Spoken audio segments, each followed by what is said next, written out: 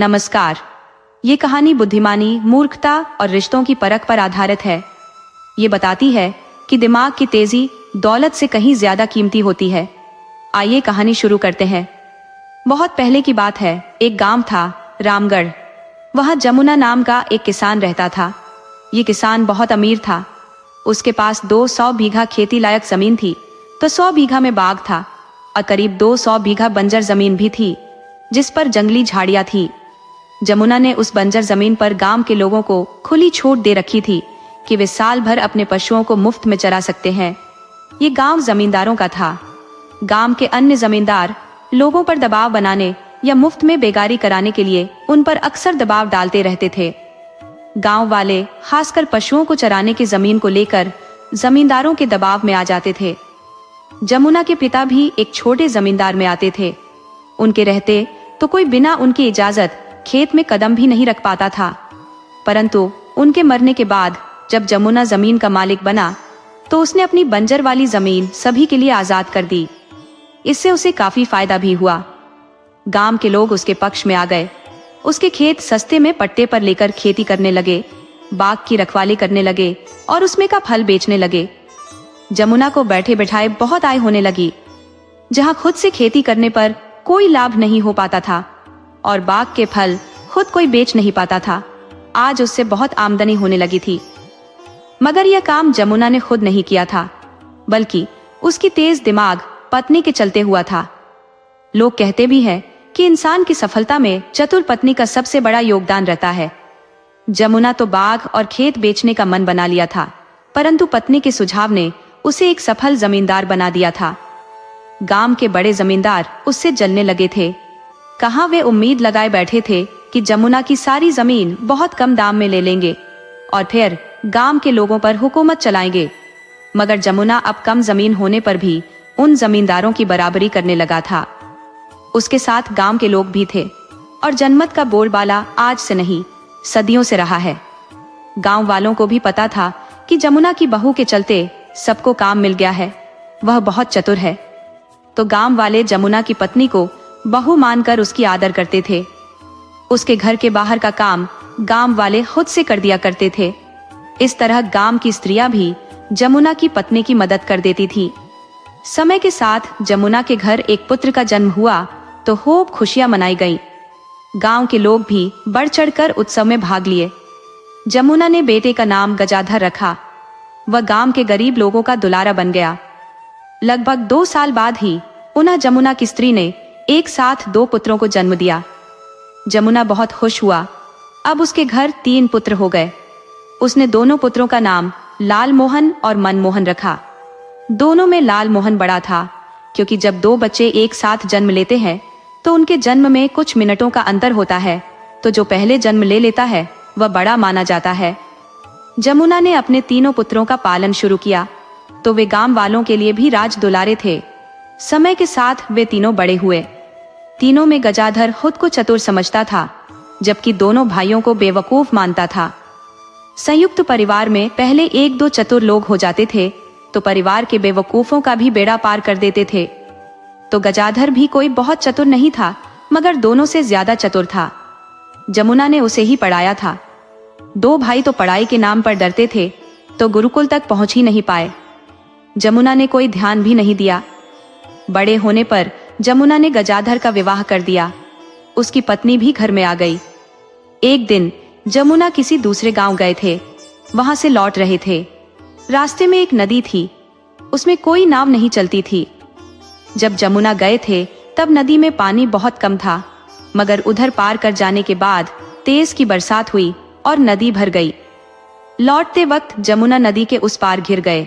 वह बहुत ज्यादा तैरना भी नहीं जानते थे, तो वह नदी पार नहीं करना चाह रहे थे। परंतु उन्होंने देखा कि उनके पीछे से आ रहे 2 लोग तैरकर नदी पार कर गए हैं, तो उनका साहस बढ़ गया और नदी में कूद पड़े। लेकिन उन्होंने एक बड़ी गलती कर दी। वह उन 2 आदमियों के तैरने पर ध्यान नहीं दिए कि किस प्रकार नदी पार कर गए हैं। दरअसल वे नदी के धार में खुद को छोड़ दिए थे। धार ही उन्हें बहाकर दूर दूसरे किनारे ले गई थी। जमुना धार से लड़कर सीधे पार कर जाना चाहते थे, मगर वह ज्यादा देर धार के विपरीत दिशा में नहीं तैर सके और थककर पानी में डूब गए। ये खबर गजाधर को मिली तो बहुत दुखी हुआ। उसके भाई भी दुखी हुए, गांव के लोग भी दुखी हुए। अब जिम्मेदारी गजाधर के ऊपर आ पड़ी तो वह अब पिता का कार्यभार संभाल लिया। परंतु वह बहुत तेज नहीं था। उसकी पत्नी तो महामूर्ख थी, वह सास की तरह तेज नहीं थी। मगर अब सास की बहुएं सुनती कहाँ है। सास कोई नेक सलाह दे तो वह उसे ही सलाह देने लगती है कि आप अब बहुत दुनिया देख चुकी, अब भगवान में मन लगाइए, 2 रोटी खाइए और हरि का गुण गाइए। सास ने भी सोच लिया कि अब बक बक करने से कोई लाभ नहीं होने वाला। बहू ठीक कह रही है, हाय हाय करने से कोई लाभ नहीं, बहू के रास्ते में टान अड़ाने से कोई लाभ नहीं होने वाला। तो वह मौन हो गई कि जो कुछ हो रहा है वह भगवान की मर्जी से हो रहा है। उधर गजाधर की पत्नी ने सलाह दिया कि आपके 2 भाई निठल्ले बैठे रहते हैं, उनसे कोई काम लेते नहीं। कल को विवाह हो गया तो हमारे लिए सिर दर्द बन जाएंगे। आप 10-20 बीघा खेती उन दोनों से कराओ, उनसे हल चलवाओ, कुछ भैंस खरीद कर दे दो, वे चराते रहेंगे, वे उसी में उलझे रहे। नई नई पत्नी की बात गजाधर को अच्छी लगी तो वह अपने भाई लाल मोहन और मनमोहन से बोला कि अब तुम दोनों निठल्ले मत बैठो, खेती शुरू करो, पशु रखो। तब दोनों ने कहा कि ठीक है, हम आपके बताए काम करेंगे। हम तो कब से चाह रहे थे कि भैया हमको कोई काम दे, ऐसे हमें कोई काम करना तो आता नहीं, आप जैसा बताएंगे हम करते जाएंगे। तब गजाधर बोला कि आज तुम लोग खेत की जुताई करने जाओ। तब लाल मोहन बोला कि भैया आप कह रहे हो कि खेत की जुताई करो, परंतु हमारे पास बैल तो है ही नहीं, हल भी नहीं है, तो फिर हम कैसे हल चलाएंगे। आप पहले बैल खरीदो, उसके बाद हम खेती करेंगे। गजाधर बोला, तुम दोनों मेरा अपमान कर रहे हो, मेरा आदेश नहीं मान रहे। तुम किसी दूसरे का भी बैल लेकर हल चला सकते हो। हमारे कितने आसामी हैं, वे तुम्हें बैल दे देंगे। किसी से 1 दिन के लिए मांग लो और 10-20 बीघा जमीन जोत डालो। दोनों सोचे कि अब हम भाई का अपमान नहीं कर सकते, किसी से बैल मांग लेते हैं। वे गांव में झूरी काका के पास गए कि काका हमें अपना बैल दे दो, हम हल चलाएंगे। झूरी गजाधर के आसामी थे, उसे खेत लेकर खेती करते थे। उनकी भैंस भी गजाधर के खेत में चरती थी, तो वह दोनों को मना नहीं कर सके। बोले कि हाँ ले जाओ, यदि तुम दोनों को शौक चढ़ आया है तो खेती भी कर लो, परंतु देखना ठीक से खेत की जुताई करना, खेत जोतना बड़ा मुश्किल काम है। झूरी की पत्नी पास में ही खड़ी थी, वह झूरी से बोले कि पगला गए हो जो तुम अपना बैल इन दोनों को दोगे। अरे ये बैलों को घायल करके घर ले आएंगे, हल की नोक से बैलों का पैर खराब हो जाएगा। इन्हें हल चलाना नहीं आएगा तो हल का नोक सीधे बैलों के पैर में जा लगेगा। बैल घायल हो गए तो हमारी खेती चौपट हो जाएगी। झूरी बोले, भाग्यवान तुम कहती तो ठीक हो, मगर इस बात का ख्याल रखो कि हम इनके आसामी हैं। तो पत्नी बोली, तो खुद अपने से इनका खेत जोत दो, इन दोनों को क्या आ पड़ी है कि अब खेती करेंगे। तब दोनों ने बताया कि भैया का आदेश है कि तुम दोनों खेती करो। झूरी बोला कि ठीक है, बैलों को ले जाओ, मगर मेरे बैलों के पैर में चोट नहीं आनी चाहिए। दोनों बैल लेकर खेत पर चले गए। उन दोनों ने कभी हल चलाया नहीं था, मगर हल चलाना देखे थे कि हल बैलों के बीच में जुए से नादे के माध्यम से जोड़ा जाता है। मगर उन्हें पूरा डर था कि हल की नोक बैलों को लग जाएगा, तो सोचे कि हल को बैलों के आगे से जोड़ लेते हैं। अब आगे हल को जोड़ लेने से खेत कैसी जोत पाते, बैल चल ही नहीं रहे थे। तब किसी ने झूरी को खबर की कि लाल मोहन और मनमोहन बैलों को मार पीट रहे हैं, उन्हें परेशान कर रहे हैं। तो झूरी भागा भागा खेत पर गया और बोला कि तुम दोनों परेशान ना हो, हम खुद तुम्हारा खेत जोत देते हैं। तुम दोनों मेरे मालिक हो और नौकर के रहते मालिक को खेत जोतना पड़े, ये अच्छा नहीं है। तुम दोनों खेत के मेड़ पर बैठकर देखो कि खेत कैसे जोता जाता है। दोनों दिन भर खेत के मेड़ पर बैठे रहे, झूरी हल चलाता रहा। शाम होने पर दोनों झूरी पर भड़क गए कि काका तुमने तो अनर्थ कर दिया, भाई बोला था कि 20 जमीन जोत कर आना और तुमने तो बहुत थोड़ी जमीन जोता है। तब झूरी बोला कि तुम दोनों ने गजाधर की बात ठीक से समझा ही नहीं। अरे उसने तुम्हें 20 जमीन जोतने को कहा था और तुम उसे बीघा में समझ गए। चलो अब शाम हो गई है, घर चलते हैं। गजाधर पूछे, तो बता देना कि हाँ हमने आपके कहे अनुसार खेत जोत दिया है, अब कहो तो बीज भी लगा देते हैं। दोनों गजाधर के पास गए और बताए कि हमने खेत जोत दिया है। तो वह खुश हुआ कि चलो, दोनों को काम करना तो आ गया।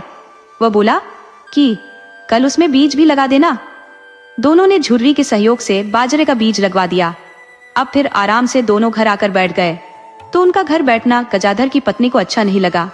बोली कि दोनों के लिए 2 भैंस खरीद दो, ये चराते रहेंगे तो अच्छा रहेगा, दरवाजे पर बैठे रहेंगे तो आपको ही तनाव देते रहेंगे। गजाधर पत्नी की बात मान दूसरे दिन ही 2 भैंस खरीद दिया और दोनों भाइयों से बोला कि तुम दोनों भैंस को रोज चराया करो, निठल्ले घर में बैठे रहते हो। दोनों बोले, अरे भाई, आपने बहुत अच्छा किया जो हमें भैंस खरीद दिया। वे दोनों रोज भैंस चराने जाने लगे। गजाधर की बंजर भूमि गांव से 1 कोस की दूरी पर थी, तो दोनों भैंस पर बैठकर चले जाते थे और भैंस पर बैठकर चले आते थे। दोनों को भैंस की सवारी करना बहुत अच्छा लगता था। झूरी की पत्नी भी अपनी भैंस लेकर बंजर जमीन में चराने जाती थी। उसे रोज पैदल ही जाना पड़ता था, मगर यह दोनों भैंस पर बैठकर ऐसे जाते थे जैसे कोई राजा हाथी पर बैठकर जा रहा हो। कुछ छोटे छोटे चरवाहे तो सचमुच दोनों को महाराज समझने लगे थे। झूरी की पत्नी को यह जरा भी नहीं सुहाता था। वह पैदल चलकर थक जाती थी और दोनों भैंस की सवारी कर रहे थे। वह स्त्री थी, चाहकर भी भैंस पर नहीं बैठ सकती थी, तो उसके मन में ईर्ष्या हो चली। वह मौका पाकर गजाधर की पत्नी के पास आई। बहू, तुम उन 2 निठल्लों को खुला छोड़ दी हो। दोनों भैंस को हाथी समझकर सवारी करते हैं, भैंस पर बैठकर जाते आते हैं। अब सोचो कि जब भैंस उन 2 गधों का भार ढोकर थक जाती है तो दूध कहाँ से देंगी। गजाधर की पत्नी बोली कि ओहो, यह बात है, मैं कब से सोच रही थी कि भैंसिया दूध कम क्यों दे रही है। आने दो दोनों निठल्लों को, आज खबर लेती हूँ। वह अपने पति से बोली कि आप भी क्या मूर्खता करते रहते हो, अपने भाइयों पर भूल से भी ध्यान नहीं देते। वे भैंस को हाथी बना दिए हैं। वे भैंस चराते नहीं, उस पर बैठकर घूमते रहते हैं। भैंस इसीलिए दूध देना बंद कर दी है। आप दोनों की आज खूब खबर लो, जरूरत पड़ने पर मारो पीटो। गजाधर बोला कि अब वे बच्चे नहीं हैं, बड़े हो चले हैं, उनके मुंह लगना ठीक नहीं। कल को अपने अधिकार समझने लगे तो लेने के देने पड़ जाएंगे। पत्नी बोली, ठीक है, आप मत कुछ बोलो, मगर मैं तो दोनों की खबर लूंगी। जब दोनों शाम में घर आए तो उन्हें गजाधर की पत्नी ने बहुत डांटा कि तुम दोनों भैंस की सवारी करने लगे हो। भैंस क्या कोई हाथी है? तुम दोनों ने भैंस को बर्बाद कर दिया है। तुम अपनी बदमाशी बंद करो, तुम्हारी वजह से भैंसिया दूध देना बंद कर दी है। कल से यदि शिकायत मिली कि तुम भैंस पर बैठते हो तो मैं अब मुंह से नहीं बोलूंगी, मेरा हाथ बोलेगा, डंडे से पिटाई करूंगी। दोनों ने सोचा कि घर में बैठी भाभी कैसे जान गई कि हम भैंस की सवारी करते हैं। जरूर कोई जासूस है हमारे बीच में। हमें तो लगता है कि झुर्री की पत्नी ही है। हम अब उसे ही सबक सिखाएंगे, किसी तरह उसकी भैंसिया को बिकवा देते हैं। दोनों ने बहुत प्रयास किया मगर सफल नहीं हुए। झुर्री की पत्नी भैंस के साथ ही रहती थी तो दोनों कुछ नहीं कर पाए। उन्हें अब भैंस चराने जाने में बहुत कष्ट हो रहा था। पैदल भैंस के पीछे पीछे दिन भर घूमना बहुत भारी काम था। तभी संयोग से दोनों को एक गधा मिल गया। वह दूर गांव के एक धोबी का था जो किसी तरह भाग आया था। जब दोनों ने गधा देखा तो सोचे कि यह जीव तो हमारे बड़े काम का है, हम इस पर सवारी करेंगे, इसी पर बैठकर भैंस चराएंगे। अब भाई भाभी ये नहीं कहेंगे कि भैंस के पीठ पर बैठते हो। हम गधे के पीठ पर सवारी करेंगे और गधा भाभी का कोई भाई नहीं लगता जो मना देंगी। दोनों गधे को पकड़ लिए तो गधा भी कोई उछल कूद नहीं किया। दोनों उसके पीठ पर बैठ गए तो आराम से उन्हें लेकर भैंस के पीछे चल पड़ा। दोनों अब आराम से रोज गद्दे पर बैठकर जाने लगे। झुर्री की पत्नी ने देखा तो फिर जल भुन गई। वह गजाधर की पत्नी से शिकायत की कि दोनों अब गद्दा पर बैठकर भैंस चराने जाते हैं। गजाधर की पत्नी बोले कि वे चाहे बकरे पर बैठकर भैंस चराने जाए, उससे मुझे कोई मतलब नहीं है, मुझे सिर्फ अपनी भैंस से मतलब है। भैंस के पीठ पर दोनों को नहीं बैठना चाहिए। यहाँ झुर्री की पत्नी का जादू नहीं चल पाया तो वह दूसरा उपाय खोजने लगी। उधर धोबी अपना गद्दा खोज खोज कर काफी परेशान था, मगर गद्दा कहीं मिल ही नहीं रहा था। वह हर गांव में खोजा, गली गली खोजा, आस पास के जंगल झाड़ में खोजा, मगर गधा कहीं नहीं मिला। अब तो थक कर घर बैठ गया कि गधा नहीं मिलने वाला, शायद गधा मर चुका है। इधर झूरी की पत्नी पता लगा रही थी कि गधा है किसका। यदि पता चल जाता है तो वह उसके घर जाकर बताएगी कि गधा की सवारी 2 गधे कर रहे हैं। वे देखने में तो आदमी की तरह लगते हैं, परंतु दिमाग गधे का ही है। इस तरह 3 माह बीत गया। अब दोनों को लगा कि गधा अब हमारा है, हम इस पर बहुत दिन तक सवारी करते रहेंगे। ये गधा हमारे बड़े काम का है, भाई से कहकर और एक गधा खरीदवा लेंगे। तभी मनमोहन ने कहा कि भाई, तू समझता नहीं, तू इस बात को भाई से मत बताना, क्योंकि गधा रखना हमारा काम नहीं है। गधा धोबी लोग रखते हैं, हम लोग घोड़ा या खच्चर रख सकते हैं, मगर हमारे लिए भाई घोड़ा खरीदेगा ही नहीं। दोनों इसके बाद गधे को लेकर कोई बहस नहीं किए। उधर झूरी की पत्नी को पता चल गया कि गधा रामगढ़ के किसी महाराजा नाम के धोबी का है, तो वह उस धोबी के घर खबर देने निकल गई। वह धोबी के घर पहुंच गई और बोली कि भैया, तुम्हारा गधा हमारे गांव में है। उसे गांव के छोटे जमींदार गजाधर के भाइयों ने बंधक बनाकर रखा है। वह उसी पर बैठकर भैंस चराने जाते हैं, उसी पर पशुओं का चारा लाद कर ले आते हैं। गधा को जरा भी आराम नहीं देते हैं। धोबी बोला कि बहन, तुमने यह खबर देकर बहुत अच्छा किया। हम तो यह मानकर चल रहे थे कि गधा मर गया है, परंतु तुम यह खबर देकर हमें खुश कर दिया है। यह काम सिर्फ एक बहन ही कर सकती है, तुम मेरी बहन हो। धोबी ने झुर्री की पत्नी को एक साड़ी देकर विदा किया और खुद गधा लेने रामगढ़ आ गया। मगर तब तक तो दोनों गधे पर बैठकर चराने के लिए निकल चुके थे। धोबी गधे की खोज में गजाधर की बंजर जमीन की तरफ निकल गया। वह देखा कि 2 जवान लड़के गधे की सवारी कर रहे हैं। गधा दोनों का भार बड़ी मुश्किल से उठा पा रहा है। चलने में गधा की हवा निकल जा रही है। तो वह दौड़कर गधे के पास गया और बोला कि बस अब बहुत हुआ, तुम दोनों 3 माह से गधा चुरा ली हो और मैं खोज खोज कर परेशान हूँ। तब लाल मोहन बोला कि खबरदार जो इसे अपना कहा, ये हमारा गधा है और तुम हो कौन जो इसे अपना बता रहे हो। तब धोबी ने बताया कि मेरा नाम महाराजा है, मैं रामपुर का हूँ। तब मनमोहन बोला कि जब तुम महाराजा हो तो गधा क्यों खोज रहे हो। महाराजा हाथी घोड़ा रखते हैं, वह गधे की सवारी नहीं करते। आपको तो गधा नाम लेने से भी शर्म आनी चाहिए। तब धोबी बोला, अरे जो तुम समझ रहे हो वह वाला महाराजा नहीं हूँ, मैं एक धोबी हूँ, मेरा नाम महाराजा है। मनमोहन बोला, तुम एक गधा हड़पने के लिए महाराजा से धोबी बन रहे हो, बड़ी लालची जान पड़ते हो। मगर तुम कोई भी हो, हमारा गधा नहीं ले सकते, इसे हमने पैसा देकर खरीदा है। तब धोबी बोला, देखो तुम दोनों जमींदार हो, शौक से भैंस चराते हो, यहाँ तक तो ठीक है, मगर अब किसी का गधा रख लोगे, कल किसी का कपड़ा धोना शुरू कर दोगे, ये ठीक नहीं, ये तो किसी के पेट पर लात मारने वाली बात होगी। तब मनमोहन बोला कि देखो तुम कुछ ज्यादा बोल रहे हो, हम भला किसी के कपड़े कैसे धो सकते हैं। तो धोबी बोला कि गधा क्यों खरीद लिया, गधा रखना धोबी का काम है। तब मनमोहन बोला, हमने गधा कहाँ खरीदा है, इसे तो पाया है। धोबी बोला, गधा कोई पाने की चीज है, जमीन में गड़ा खजाना है जो तुमने पा लिया है, जंगल के गुफा का धन है जो पा लिया है। अरे ये मेरा गधा है जो गलती से बहक कर यहाँ आ गया और तुम दोनों गधे का अपहरण कर ली हो। जल्दी से मेरा गधा लौटा दो और अपनी गलतियों के लिए माफी मांग लो, मैं तुम्हें माफ कर दूंगा, वरना भयंकर युद्ध होगा। हमारी सेनाएं आमने सामने लड़ेंगी, बहुत खून खराबा हो जाएगा। लाल मोहन बोला, लेकिन हमारे पास तो कोई सेना नहीं है। धोबी बोला, सेना तो हमारे पास भी नहीं है, मगर मैं हार नहीं मानूंगा, राजा से मदद मांगूंगा, फिर तुम्हारे राज्य पर चढ़ाई करूंगा। लड़ाई बहुत खतरनाक होगी, उसमें तुम्हारी दोनों भैंसियां भी साथ लेते जाऊंगा। तुम दोनों मुझे कमतर मत आंकना, हमने कई युद्ध लड़े हैं, हम कई बार हार कर भी जीत गए हैं।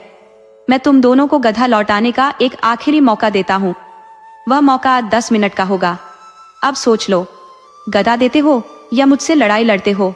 मनमोहन बोला, भाई लालमोहन, ये धोबी बार बार लड़ाई की बात कर रहा है, लगता है कभी राजा का सैनिक था, इसे लड़ने भिड़ने की बड़ी जल्दी है, जबकि हम तो कभी लड़े ही नहीं हैं। ऐसा करते हैं कि बात आगे बढ़े, इससे पहले इसके मुंह पर गदा दे मारते हैं। लाल मोहन बोला कि धोबी भाई, ये गधा तो हमारा ही है, परंतु जब एक गद्दे के लिए रो रहे हो तो हम गधा तुम्हें दान में दे देते हैं। हम वैसे भी जमींदार हैं, छोटे मोटे चीज दान में देते रहते हैं। धोबी बोला, सचमुच तुम दोनों बड़े दानी हो, चलो गधे के साथ एक भैंस भी दान कर ही दो। मनमोहन बोला कि हम अपने कहे बात से पलट जाए, इससे पहले तुम अपना गधा लेकर चले जाओ। क्या है कि हम जमींदार बड़ी जल्दी बात भूल जाते हैं, ये बात भूल जाए कि आगे क्या कहा था, तुम अपना सड़ा गधा लेकर चले जाओ। धोबी को तो किसी तरह गधा चाहिए था। वह समझ रहा था कि दोनों बेवकूफ हैं, नहीं तो कोई किसी का गधा रखता है और जमींदार गधे की सवारी करता है। वह जल्दी से गधा लिया और उस पर बैठकर निकल गया।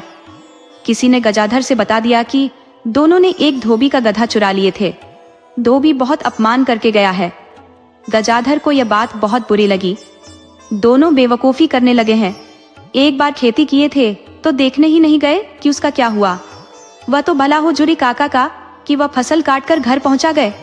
अब भैंस भी उन्हीं को दे दूंगा। दोनों के लिए एक बैलगाड़ी खरीद देता हूँ, उसी से ये अनाज और फल मंडी में ले जाकर बेचा करेंगे। वह बेचने से काफी आय होगी। आखिर दोनों घर में ऐसे ही पड़े रहते हैं। तो गजाधर ने दोनों के लिए बैलगाड़ी खरीद लिया। तो दोनों बड़ी खुश हुए कि अब हम बैलगाड़ी से दूर तक घूमेंगे, बहुत मजा आएगा। गजाधर ने दोनों को बैलगाड़ी सौंपते हुए कहा कि मैं यह गाड़ी तुम दोनों को सिर्फ घूमने को नहीं दे रहा, बल्कि इससे तुम दोनों मंडी जाओगे, वहां फल और अनाज बेच कर आओगे। यहाँ घर में पड़े रहोगे तो गधागिरी करोगे। गजाधर के एक रिश्तेदार आए हुए थे। वह 9 साल पहले अपने एक दूर के रिश्तेदार की 2 लड़कियों का विवाह अपने एक मित्र के 2 लड़कों से करा दिया था, मगर अब लड़के वाले लड़कियों का गौना नहीं करा रहे थे। तो वह रिश्तेदार उलाहना लेकर आए थे कि आपने कैसे दुष्ट लोगों के पास हमारी बेटियों का विवाह करा दिया कि वह ले जाने को तैयार ही नहीं है। अब लड़की का एक बार विवाह हो जाए तो उसका दूसरा विवाह हो ही नहीं सकता। भले ही वह पति के घर नहीं गई हो, परंतु उसे लोग विवाहित मान लेते हैं। गजाधर रिश्तेदार के साथ उस रिश्तेदार के पास गए कि देखो, दोनों लड़कियां अब तुम्हारी बहुएं हैं, तुम अपनी बहू अपने घर लाओ। तो वह आदमी बोला कि आपने मेरे बेटों का विवाह गलत जगह करा दिया है। जब विवाह किया था तब दोनों बहुत छरहरी थी, सुंदर थी, मगर अब भैंस जैसी लगती है। मुझे भैंसों को बहू नहीं बनाना। गजाधर बोले कि देखो, तुम्हारी बात में कोई दम नहीं है। लड़की लड़की होती है, वह चाहे किसी की भी हो, उसका अपमान नहीं करना चाहिए। लड़कियां आज भी वैसी ही है जैसे पहले थी, बस तुम्हारी नजर बदल गई है। लड़के 2 पैसा कमाने क्या लगे हैं, तुम्हें अपनी बहू ही बुरी लगने लगी है। वह आदमी बोला कि गजाधर, यदि दोनों लड़कियां तुम्हें इतनी पसंद है तो अपने भाइयों के लिए उन्हें क्यों नहीं ले जाता। गजाधर बोला कि वे तुम्हारी बहुएं हैं, तुम्हारी बहू को मैं अपने घर ले जाऊं, क्या तुम्हें अच्छा लगेगा। वह बोला कि हाँ, मुझे अच्छा लगेगा, परंतु मैं जानता हूं कि तुम ऐसा नहीं कर सकते, क्योंकि कोई मूर्ख लड़कियों को अपनी बहू बनाना पसंद नहीं करेगा। गजाधर बोला कि देखो, कोई भी बात कहने से पहले 1000 बार सोच लेने चाहिए, वरना जोश में लिए गए फैसले बहुत भारी पड़ जाते हैं और वह आदमी जिंदगी भर पछताता रहता है। तुम ऐसा कुछ मत करो कि तुम्हें रोना पड़े। वह आदमी बोला कि तुम मेरी खुशी देखना ही नहीं चाहते, इसलिए 2 बेवकूफ लड़कियों को मेरी बहू बनाना चाहता है, जबकि मैं उन्हें अब अपनी बहू मानता ही नहीं। गजाधर बोले कि देखो, एक बार सोच लो, कहीं तुम्हें उस जमींदार की तरह पछताना न पड़े जो अपने कुत्ते के लिए पछताया था। वह आदमी बोला, कौन सा जमींदार और कौन सा कुत्ता। तब गजाधर ने बताया कि निगमगढ़ में सुदामा नाम का जमींदार रहता था। उसकी जमींदारी बहुत बड़ी थी, मगर वह जमींदारी से हटकर कुछ अलग काम करना चाहता था, तो उसने दूसरे देश में व्यापार शुरू कर दिया। वह पानी के जहाज से विदेश जाता था और व्यापार कर करके लौटता था। उसे अपने मुनीम पर बहुत विश्वास हो गया था, तो अब उसके सहारे ही व्यापार करता था। एक बार जमींदार ने बड़ा व्यापार करने के लिए अपना जमींदारी तक गिरवी रख दिया और करोड़ों के चक्कर में जहाज को रवाना कर दिया। मुनीम जहाज के साथ था। मुनीम को लालच आया और सारा धन लेकर किसी दूसरे देश चला गया। 1 साल गुजर गया तो वह खबर भेज आया कि जमींदार साहब, मेरा इंतजार न करें, उनका जहाज समुद्र में समा गया था, उनका अब कुछ नहीं बचा। अब मैं दूसरे देश में हूँ और अब लौटने वाला नहीं। जमींदार समझ गया कि मुनीम ने धोखा दे दिया है। जमींदार का व्यापार करने का फैसला ही गलत था। अब तो जमींदारी भी दांव पर लग गई है। जमींदार को ख्याल आया कि उसका एक मित्र बंजारा है जो अपने कबीले का मालिक है। उसके पास बहुत सारा धन है। यदि मदद कर देता है तो मैं फिर से जमींदारी वापस पा सकता हूँ। जमींदार बिना समय गंवाए अपने मित्र के पास गया और उससे अपनी स्थिति बताई तो बंजारा जमींदार का मदद कर दिया। जमींदार अपना गिरवी रखी जमींदारी पा गया। वह जल्दी ही अपने मित्र को संदेश देना चाहा कि मैं आपको अगले महीने ही पैसा देने वाला हूँ। आपने जो मेरे ऊपर एहसान किया है उसे हमेशा याद रखूंगा। वह अपने पालतू कुत्ते के गले में एक पत्र बांधकर भेज दिया। कुत्ता बहुत सिखाया पढ़ाया गया था। वह अक्सर जमींदार का संदेश लेकर आता जाता रहता था। तो वह पत्र लेकर बंजारे के पास चला गया। बंजारे ने वह पत्र पढ़ा तो खुश हुआ। उसने जवाबी पत्र लिखकर कुत्ते के गले में डाल दिया और कुत्ते को मांस के टुकड़े खाने को दिया। तो कुत्ते के मुंह में खून लग गया। उसी अवस्था में कुत्ता वापस आ गया। जमींदार जब कुत्ते के मुंह में खून देखा और गले में पत्र देखा तो समझा कि यह कुत्ता गद्दार है। मित्र को तो पत्र दिया नहीं, उलटे उसे मार दिया। वह गुस्से में कुत्ते को तलवार से काट दिया। तभी जमींदार की पत्नी बोली कि आपने ये क्या किया? अरे, कुत्ते को क्यों मार दिया? तब जमींदार बोला, इसने मेरे मित्र पर हमला किया है। स्त्री बोली, आप यह कैसे कह सकते हो? हो सकता है रास्ते में कुत्ते की किसी जानवर से लड़ाई हुई हो और ये जानवर को मार दिया हो। आप पहले पत्र तो देख लीजिए। जमींदार ने जब उसके गले का पत्र खोला तो रोने लगा। वह उसका लिखा पत्र नहीं था, बल्कि बंजारे ने लिखा था कि जमींदार, तुम्हारा पत्र मिला। मुझे पत्र पाकर खुशी हुई। मुझे अगले माह पैसे की जरूरत थी। मैं किसी से कर्ज लेना चाहता था, परंतु मित्र, तुमने मेरी समस्या हल कर दिया है। मेरी लाज रख ली है। जमींदार अपने वफादार कुत्ते को मारकर बहुत पछता रहा था। तो भाई, तुम अपनी बहू मुझे सौंप कर जिंदगी भर पछताने न लगना। वह आदमी बोला कि मैं कभी नहीं पछताऊंगा। तुम उन दोनों को अपने घर ले जाओ। गजाधर लड़की वाले से बोला कि भाई, मैं अब आज ही उन बहुओं को अपने घर ले जाऊंगा और अपने भाइयों से विवाह कराऊंगा। गजाधर उस लड़की वाले के घर गया और दोनों लड़कियों को विदा कराकर अपने घर ले आया। उसे आते देख मनमोहन अपनी भाभी के पास गया कि भाभी, भैया पगला गए हैं। वे एक नहीं, दो भाभी एक साथ लेकर आ रहे हैं। उसकी भाभी भी एक मोटा डंडा लेकर दरवाजे पर खड़ी हो गई कि मैं उन दोनों चुड़ैलों को घर में घुसने नहीं दूंगी। गजाधर भी स्थिति भांप गया कि मेरे मूर्ख भाई मेरी पत्नी को भड़का दिए हैं, तभी तो दरवाजे पर डंडा लेकर टहल रही है। तो गजाधर दूर से ही बोला कि भाग्यवान, जो तुम समझ रही हो वह बात नहीं है। दरअसल मैं इन दोनों को अपने भाइयों के लिए ले आया हूँ। स्त्री बोली कि मूर्ख किसी और को बनाना, मेरे को नहीं। यदि घर में कदम रख दिए तो मैं पैर तोड़कर रख दूंगी। तब दोनों लड़कियों को ही मोर्चा संभालना पड़ा कि जेठ जी ठीक कह रहे हैं, आप झूठे इन पर शंका कर रही हो। हम ऐसी परिस्थिति में यहाँ आई है कि कोई भी शंका कर सकता है। लड़कियों ने जब विस्तार से अपनी कहानी गजाधर की पत्नी को सुनाई तब उसे विश्वास हुआ कि लड़कियां सच बोल रही हैं। वह पति पर खुश हुई कि आपने अच्छा किया कि इन दोनों का विवाह घर बैठे करने का व्यवस्था कर दिया, वरना इन दोनों नमूनों का विवाह ही नहीं हो पाता। लड़कियां समझ नहीं पा रही थी कि जेठानी अपने देवर की प्रशंसा कर रही है या बुराई। वह खुद भी तो उनके कहने पर घोड़ी की तरह भड़क गई थी। बड़ी मुश्किल से मानी है। गजाधर ने दोनों भाइयों का विवाह करा दिया। 1 माह बीतने पर पता चला कि पहले जिन लड़कों से लड़कियों का विवाह हुआ था वह लकड़ी का व्यापार करते थे। एक दिन पेड़ कटवा रहे थे कि पेड़ इनके ऊपर ही आ गिरा। दोनों जिंदा बच तो गए, मगर पैर दब गया था और एक एक पैर दोनों के कट गए थे। अब उनके पिता को समझ में आ गया था कि उनकी एक गलती से उनकी बहुएं दूसरे के घर चली गई थी। अब दोनों लंगड़ों को कोई अपनी लंगड़ी बेटी भी नहीं देगा। गजाधर की सुनाई कहानी याद कर वह बहुत पछता रहा था, मगर अब समय गुजर जाने के बाद सिर पीटने से भी क्या फायदा। आदमी को कभी भी धन के घमंड में अहंकार नहीं करने चाहिए, क्योंकि समय सदा एक जैसा नहीं रहता है और फिर स्त्री का अपमान करने वाले का समय बहुत बुरा हो जाता है।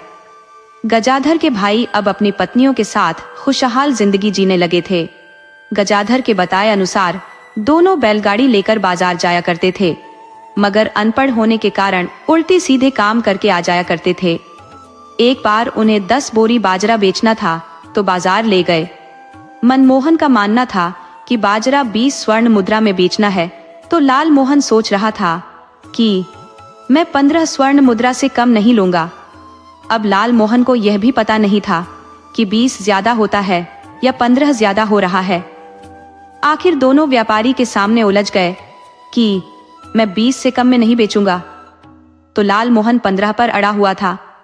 वह व्यापारी के समझाने पर भी नहीं मान रहा था, तो आखिर में निर्णय यही किए कि हम गजादर से पूछकर पैसा लेंगे। हालांकि व्यापारी जान पहचान का था, तो बोला कि मैं पैसा गजादर को दे दूंगा, तुम दोनों जाओ। जब दोनों घर आए और अपनी अपनी बात गजाधर से बताए, तो माथा पीट लिया कि लाल मोहन अव्वल दर्जे का बेवकूफ है। जब इसे पढ़ने को बोला गया तो जान चुरा रहा था, मगर अब बेवकूफी कर रहा है। वह समझाया कि तुम मनमोहन की बात मान लिया करो, तुमसे मनमोहन समझदार है। तो लाल मोहन अड़ गया कि तुम मेरे को ही दोषी ठहराते हो, मैं मनमोहन की बात क्यों मानने लगा। वह अब मुंह फुलाकर घर ही रहने लगा, तो अब अकेले ही मनमोहन बाजार जाता और सामान बेचकर वापस आ जाता। गजाधर अपने घर पर ही रहता, तो गांव के लोग कुछ न कुछ समस्या लेकर उसके पास आते रहते। गजाधर के पड़ोस में एक स्त्री पुरुष रहते थे। अक्सर वे घर में झगड़ा किया करते थे। उनके झगड़े से पड़ोस के लोग परेशान रहते थे।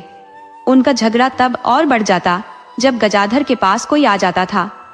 वह आदमी भी गजाधर से कहकर चला जाता कि भाई, तुम कैसे इस माहौल में रह लेते हो। हमारे गांव में ऐसा होता तो हम दोनों को गांव से बाहर करा देते, मगर तुम दब्बू आदमी हो। गजाधर को यह बात बहुत बुरी लगी। उसने सोच लिया कि अब वह दोनों को चेतावनी दे देगा कि या तो दोनों शांति बनाकर रखे या फिर गांव का त्याग कर दें। ये सोचकर वह एक दिन दोनों के घर गया और बताया कि आप दोनों उस वक्त लड़ाई कर देते हो जब हमारे पास कोई आदमी आया रहता है। इस तरह हमारी इंसल्ट हो जाता है। तुम्हें लड़ना ही है तो पहले पता लगा लो कि मेरे घर कोई आया तो नहीं है, उसके बाद खूब लड़ो। तुम्हें लड़ना भी चाहिए, हाथों का प्रयोग ज्यादा करो, मुंह का प्रयोग कम करो। अगर पहलवान की तरह लड़ोगे तो कोई कुछ नहीं कहेगा, और तुम लड़ भी लोगे किसी को पता भी नहीं चलेगा। गजाधर जब चला आया तो पड़ोसन अपने पति से बोली कि गजाधर हमें समझाने आया था या लड़ाई का तरीका बताने आया था। वह अपने 2 बेवकूफ भाइयों पर हुकूमत क्या चला लेता है, अब पड़ोसियों पर भी हुकूमत करना चाहता है। स्त्री का पति बोला कि देखो, गजाधर ठीक कह रहा है, हमें किसी को परेशान नहीं करने चाहिए। स्त्री बोली कि हमने किसी के डिस्टर्ब होने का ठेका थोड़े ले रखा है। लड़ाई होगी और वह देखता रहेगा, और लड़ाई उसी वक्त होगी जब उसके मेहमान आएंगे। संयोग से दूसरे दिन गजाधर के यहाँ 3-4 खास आदमी आ गए। उसी वक्त दोनों पति पत्नी लड़ाई शुरू कर दिए। अब गजाधर को सूझ नहीं रहा था कि क्या करे। वह बहुत गुस्से में होकर पड़ोसी के घर गया और समझाया कि लड़ाई मत करो, हमारे घर आदमी आए हुए हैं, चले जाने के बाद लड़ लेना। गजाधर के समझाने के बाद भी दोनों समझने के बजाय हाथापाई पर उतर आए। गजाधर जब दोनों के बीच बचाव करना चाहा तो दोनों ने मिलकर गजाधर की पिटाई शुरू कर दिया। बेचारा किसी तरह जान बचाकर भागा। वह समझ गया कि यह दोनों की साजिश है। साला लड़ते नहीं बल्कि जानबूझकर ड्रामा करते हैं। गजाधर सोचा कि मुझे अब खुद नहीं उलझना चाहिए था, अपने भाइयों को भेजना चाहिए था। तो दूसरे दिन जब पुनः पड़ोसी के घर से आवाज आई तो भाई मनमोहन को भेज दिया। मनमोहन ने पहले बहुत समझाया, परंतु दोनों लड़ते रहे। जब मनमोहन हस्तक्षेप किया तो दोनों ने मनमोहन की पिटाई कर दी। वह किसी तरह अपनी जान बचाकर भाग आया। तीसरे दिन जब फिर पड़ोसी के घर झगड़ा हुआ तो गजाधर बोला कि लाल मोहन, अब तुम ही पड़ोसियों का झगड़ा निपटा सकते हो।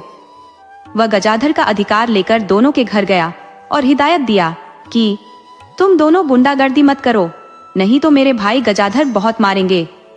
तब पड़ोसन बोली कि गजाधर के तुम पालतू पिल्ले, तुम्हें नहीं पता कि गजाधर मार खाकर गया है और तुमको पीटने के लिए भेजा है।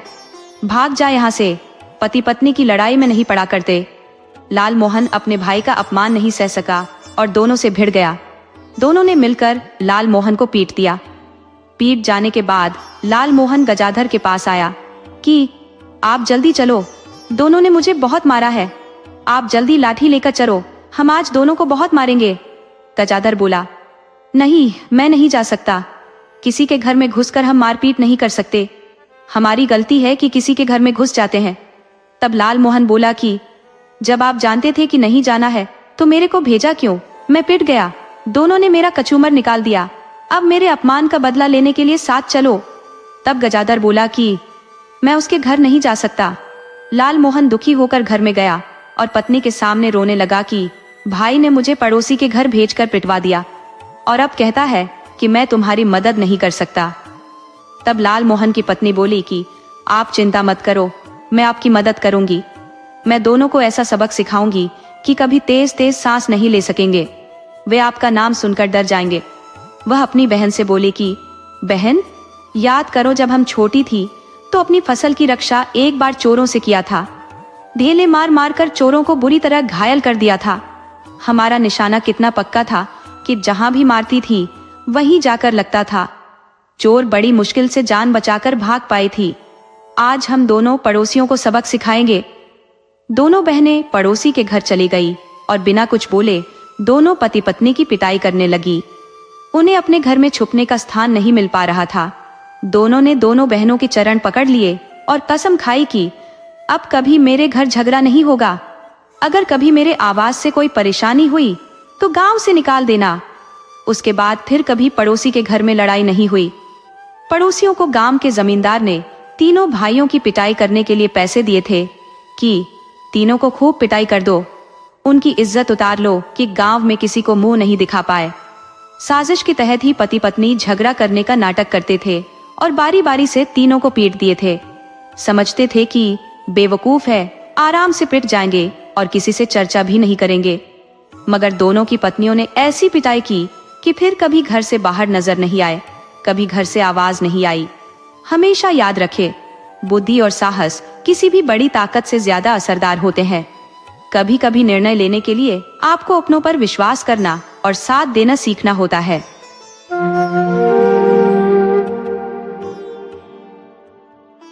एक ऐसी लोक कथा जो रिश्तों के उतार चढ़ाव और एक शातिर दिमाग के परिवर्तन की कहानी है। ये कहानी आपको भावनाओं के कई मोड़ से गुजारेगी और अंत में एक गहरा संदेश देगी। आइए कहानी शुरू करते हैं। बहुत पुरानी बात है। शांतनगर नाम का एक छोटा सा गांव था, जहां माधव नाम का एक युवा किसान अपनी पत्नी रमा के साथ रहता था। उस घर में केवल ये दो ही लोग थे। थोड़ी सी जमीन थी, इसीलिए परिवार की जरूरतें भी सीमित थी। उनका जीवन खुशी खुशी कट रहा था। दोनों दिन भर खेतों में काम करते और एक गाय थी जिसकी सेवा करते। कुछ समय बाद माधव को महसूस हुआ कि उसकी पत्नी रमा पर काम का बोझ कुछ ज्यादा ही पड़ रहा है। रमा ने कभी जुबान से कुछ नहीं कहा, पर माधव अपनी आंखों से देखता था कि सुबह उठते ही घर का खाना बनाना, फिर गाय को चारा डालना, दूध निकालना, ये सब करने के बाद वह उसे खाना खिलाती, खुद खड़ी रहती और फिर सारा दिन उसके साथ खेतों में पसीना बहाती। शाम को वापस लौटने पर फिर वही गाय की सेवा, दूध निकालना और रात का भोजन तैयार करना। इस तरह उसकी जिंदगी में आराम का नामो निशान नहीं था। माधव ने काफी सोचने के बाद एक दिन अपनी पत्नी से कहा, देखो, अब तुम खेतों का काम पूरी तरह छोड़ दो। बाहर का सारा काम मैं अकेले संभाल लूंगा। तुम बस घर और गाय की देखभाल करो। रमा ये बात न जाने कब से अपने मन में दबाए बैठी थी, पर संकोच के कारण कह नहीं पाई थी। जैसे ही पति ने खुद यह सुझाव दिया, वो बहुत प्रसन्न हुई और बोली, आपने तो मेरे मन की बात कह दी। मुझे तो बिल्कुल फुर्सत ही नहीं मिल पा रही थी। मुझे थोड़ा समय मिलेगा तो मैं अपनी सेहत पर भी ध्यान दे पाऊंगी और घर की छोटी मोटी जरूरतें भी पूरी कर सकूंगी। माधव ने अपनी बात जारी रखी, हाँ, मैंने कई दिनों से देखा है कि तुम आधा भोजन खाकर ही मेरे साथ खेत की ओर चल देती हो। तुम कई कई दिनों तक स्नान भी नहीं कर पाती। मैंने यह भी ध्यान दिया है कि तुम पहले से कितनी दुबली हो गई हो। मैंने यही फैसला लिया है कि औरत का काम घर को संवारना होता है, खेत जोतना नहीं। और वैसे भी हमारी ऐसी कोई मजबूरी तो है नहीं कि हमें इतना कमर तोड़ परिश्रम करना पड़े। सबसे बड़ी बात, घर में खुशहाली तभी रहती है जब घर की स्त्री प्रसन्न हो। स्त्री की मुस्कान से ही घर हंसता है, और अगर घर की स्त्री दुखी हो तो वह घर दूर से ही उदास और बोझिल दिखाई देता है। ये बात मैंने अपने गुरु से सीखी थी, पर काम के चक्कर में मैं इसे भूल गया था। लेकिन तुम्हारी गिरती हुई सेहत ने मुझे जगा दिया। अब तुम घर में रहो और सिर्फ उतना ही काम करो जिससे घर चल जाए। काम पर जितना ध्यान दो उससे दोगुना अपनी तंदुरुस्ती पर दो। जब तक हमारे भीतर सांस है तभी तक यह संसार है। आंखें बंद होते ही दुनिया से नाता टूट जाता है। माधव काम पर निकल गया और रमा की तो जैसे मौज हो गई। अब वह पड़ोस की औरतों से बातचीत करने के लिए भी समय निकाल लेती थी। एक दिन पास के घर में रहने वाली उसकी पड़ोसन सीमा ने कहा, बहन बुरा मत मानना, पर मैं देखती हूँ कि तुम्हारे विवाह को पूरे 5 साल हो चुके हैं, फिर भी तुम्हारी गोद सूनी है। मैं तो 8 साल पहले इस घर में आई थी और आज मेरे 3 बच्चे हैं। तुम्हें इस विषय पर भी गंभीरता से सोचना चाहिए। ये सुनकर रमा ने कहा, बहन तुम सही कह रही हो, मुझे तो कभी इतनी फुर्सत ही नहीं मिली कि इस बारे में सोच पाती। पर अब मैं अपने पति से इस बारे में बात करूंगी, जरूरत पड़ी तो इलाज भी करवा लूंगी। तब सीमा ने कहा, नहीं बहन, तुम्हें इलाज की कोई जरूरत नहीं पड़ेगी। तुम्हें तो सिर्फ किसी सिद्ध महात्मा के आशीर्वाद की आवश्यकता है। हम लोग पास के जंगल में लकड़ी लेने जाती रहती है तो देखती है कि इन दिनों एक पहुंचे हुए महात्मा वहां आकर रुके हैं। वे हर 2-3 साल में एक बार इस जंगल में आते हैं। मैंने 2-3 बार उनसे आशीर्वाद लिया है और सच मानो मेरे तीनों बच्चे उन्हीं के आशीर्वाद से हुए हैं। उनकी वाणी इतनी सिद्ध है कि जो वह कह देते हैं वही हो जाता है। सबसे बड़ी बात यह है कि वे किसी स्त्री का स्पर्श नहीं करते, किसी को अपना पांव नहीं छूने देते। वे औरतों से 7 हाथ की दूरी बनाकर रखते हैं और अपने चारों ओर एक गोला खींचकर उसके बीच में रहते हैं ताकि कोई दौड़कर उनके चरण न छू ले। अगर तुम चाहो तो आज दोपहर मेरे साथ उनके आश्रम चल सकती हो। रमा ने तुरंत सहमति दे दी। हाँ बहन, घर में लकड़ी भी खत्म हो चुकी है, मैंने अपने पति से कहा था। तो बोले कि अभी उपले से काम चला लो, 2 दिन में खेती का काम खत्म करके मैं खुद जंगल से लकड़ी ला दूंगा। मगर अब तुम कह रही हो तो मैं लकड़ी भी ला दूंगी और महात्मा जी से मिल भी लूंगी। दोनों पड़ोसी ने महात्मा जी से मिलने दोपहर के समय जंगल की ओर चल दी। महात्मा अपने स्थान पर बैठे मिले, पर वह कुछ ही घंटों में वह जंगल छोड़ने वाले थे। उन्हें वहां आए 3 माह बीत चुके थे और वे 3 माह से अधिक कहीं नहीं ठहरते थे। महात्मा ने स्त्रियों को देखकर पूछा, माताओं तुम लोगों को क्या कष्ट है? माधव की पत्नी रमा ने उन्हें बताया, महात्मन, मैं एक बहुत दुखी स्त्री हूँ। मेरे विवाह के 5 साल हो गए हैं, पर मेरी गोद अभी तक खाली है। महात्मा बोले, माता मैं इसमें क्या कर सकता हूँ? मेरा काम तो सिर्फ प्रभु का ध्यान करना और भजन गाना है। मुझे गृहस्थों के काम से क्या लेना देना? तुम सब अपने घर जाओ। रमा बोली, बाबा आप तो सिद्ध महात्मा है, आपके आशीर्वाद मात्र से मुझे पुत्र की प्राप्ति हो जाएगी। महात्मा बोले, नहीं, पुत्र चाहिए तो अपने पति से बात करो। इस काम में कोई दूसरा पुरुष तुम्हारी सहायता नहीं कर सकता। तुम कैसी मूर्ख स्त्री हो, पुत्र की चाहत में किसी दूसरे पुरुष के पास आ गई हो। फिर वह जोर से बोले, मैं एक ब्रह्मचारी हूँ और स्त्रियों से दूर रहता हूँ। महात्मा की यह बात सुनकर रमा को बहुत बुरा लगा। उसे लगा कि यह महात्मा बदमाश है, इसकी बातें भी अजीब लग रही है। वह महात्मा से बोली, तुम इस जंगल के महात्मा हो या कोई ढोंगी यहाँ आ गया है? तुम्हें औरतों से इस तरह बात करते हुए जरा भी लाज नहीं आती? मैं तुम्हारी दाढ़ी में आग लगा दूंगी। स्त्री का ऐसा तेज देखकर महात्मा की हालत खराब हो गई। महात्मा ने कभी सोचा भी नहीं था कि कोई स्त्री ऐसा व्यवहार भी कर सकती है। उनकी आदत थी कि मुंह पर कुछ भी बोल देते थे और स्त्रियां उनकी बातों को आशीर्वाद समझकर मान लेती थी। मगर जब रमा लड़ने के लिए तैयार हो गई तो महात्मा बोले, माता तुम नाराज ना हो, ऐसी ही मेरी आदत है। मेरा आशीर्वाद देने का ढंग कुछ अलग है। रमा ने कहा, जाओ भाड़ में गया तुम्हारा आशीर्वाद, मुझे तुम्हारे आशीर्वाद की कोई जरूरत नहीं है। गुंडे बदमाश साधु का वेश धरकर जंगल में आ जाते हैं और अकेली औरतों को देखकर गंदी बातें करते हैं। पड़ोसन सीमा ने रमा को समझाना चाहा, तुम बेकार में महात्मा पर इतना गुस्सा कर रही हो। महात्माओं की बातों पर ध्यान नहीं देते, इनकी वाणी सिद्ध है। अगर यह कह देंगे कि तुम्हें पुत्र होगा तो वह होकर ही रहेगा। मैं कई बार इनसे मिल चुकी हूँ, ये कोई गलत महात्मा नहीं है। ये कभी किसी स्त्री को छूते नहीं। तुम मेरी बात मानो और महात्मा से मत उलझो। रमा बोली, मुझे अब किसी आशीर्वाद की आवश्यकता नहीं है। मुझे ऐसे नाजायज तरीके से पुत्र नहीं चाहिए। मैं पुत्र के लिए किसी पाखंडी के सामने सर नहीं झुका सकती। महात्मा को अब उस स्त्री के जवाब में कुछ नहीं सूझ रहा था कि क्या करे। महात्मा बोले, माता, मैं तुम्हारे इस व्यवहार से भी बहुत खुश हूँ। मैंने तो तुम्हें चिढ़ाने के लिए ही कटु वचन बोले थे। तुम इस क्रोधी रूप में बहुत सुंदर लग रही हो। मैं तुम्हें आशीर्वाद देता हूँ कि तुम आज से 10 माह बाद एक तेजस्वी पुत्र की माता बनोगी, मगर वह तेजस्वी एक अलग तरह का चतुर होगा। रमा महात्मा के मुंह से पुत्र की बात सुनकर एकदम शांत हो गई। उसने अपने दुर्व्यवहार के लिए महात्मा से क्षमा मांगी और अपने घर की ओर लौट पड़ी। उसे जंगल से लकड़ी काट कर लाने का ध्यान भी नहीं रहा। साथ वाली सीमा भी उसी के साथ वापस आ गई। उधर महात्मा भी अपना सामान समेट कर दूसरे नगर के लिए निकल गए। माधव की पत्नी बहुत खुश थी कि महात्मा ने उसके नाराज होने के बाद भी आशीर्वाद दे दिया। उसने घर आने पर पति को सारी बात बताई। माधव ने जब पुत्र होने का आशीर्वाद सुना तो वह भी बहुत खुश हुआ, पर जब उसने यह सुना कि पुत्र अलग तरह का चतुर होगा तो वह चिंतित हो उठा। उसे लगा कि अलग तरह का चतुर होने का मतलब तो ठग या धोखेबाज होना भी हो सकता है। वह अपनी पत्नी पर नाराज हुआ। तुमने महात्मा से अभद्रता की है, इसीलिए उन्होंने पुत्र होने का वरदान तो दे दिया, पर उसमें एक पूंछला जोड़ दिया है कि पुत्र अलग तरह का चतुर होगा। तुम उनकी बात का सही अर्थ नहीं समझती। उनकी बात का सही अर्थ यही है कि बेटा ठग या धोखेबाज बनेगा। उन्होंने तुम्हारी गलतियों को माफ नहीं किया है, बल्कि तुम्हें सजा दे दी है। रमा बोली, पहले बच्चा आ जाने दो, फिर उसका निवारण भी ढूंढ लेंगे। महात्मा 2-3 साल में फिर जंगल में पधारेंगे। उस बार ऐसी झिड़की लगाऊंगी कि उनकी अक्ल ठिकाने आ जाएगी। माधव बोला, भाग्यवान, महात्माओं पर क्रोध करके कोई उन्हें वश में नहीं रख सकता।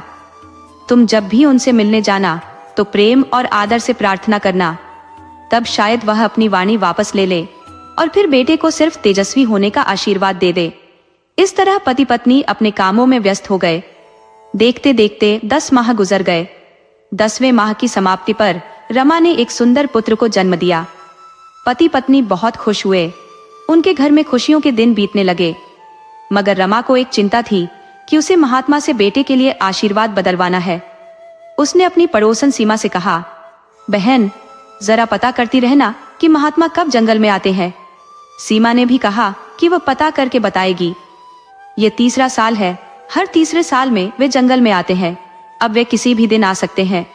इस तरह रमा रोज पता लगाती रही, मगर महात्मा निश्चित समय गुजर जाने के बाद भी नहीं आए। साल दर साल 10 साल गुजर गए, पर महात्मा नहीं आए।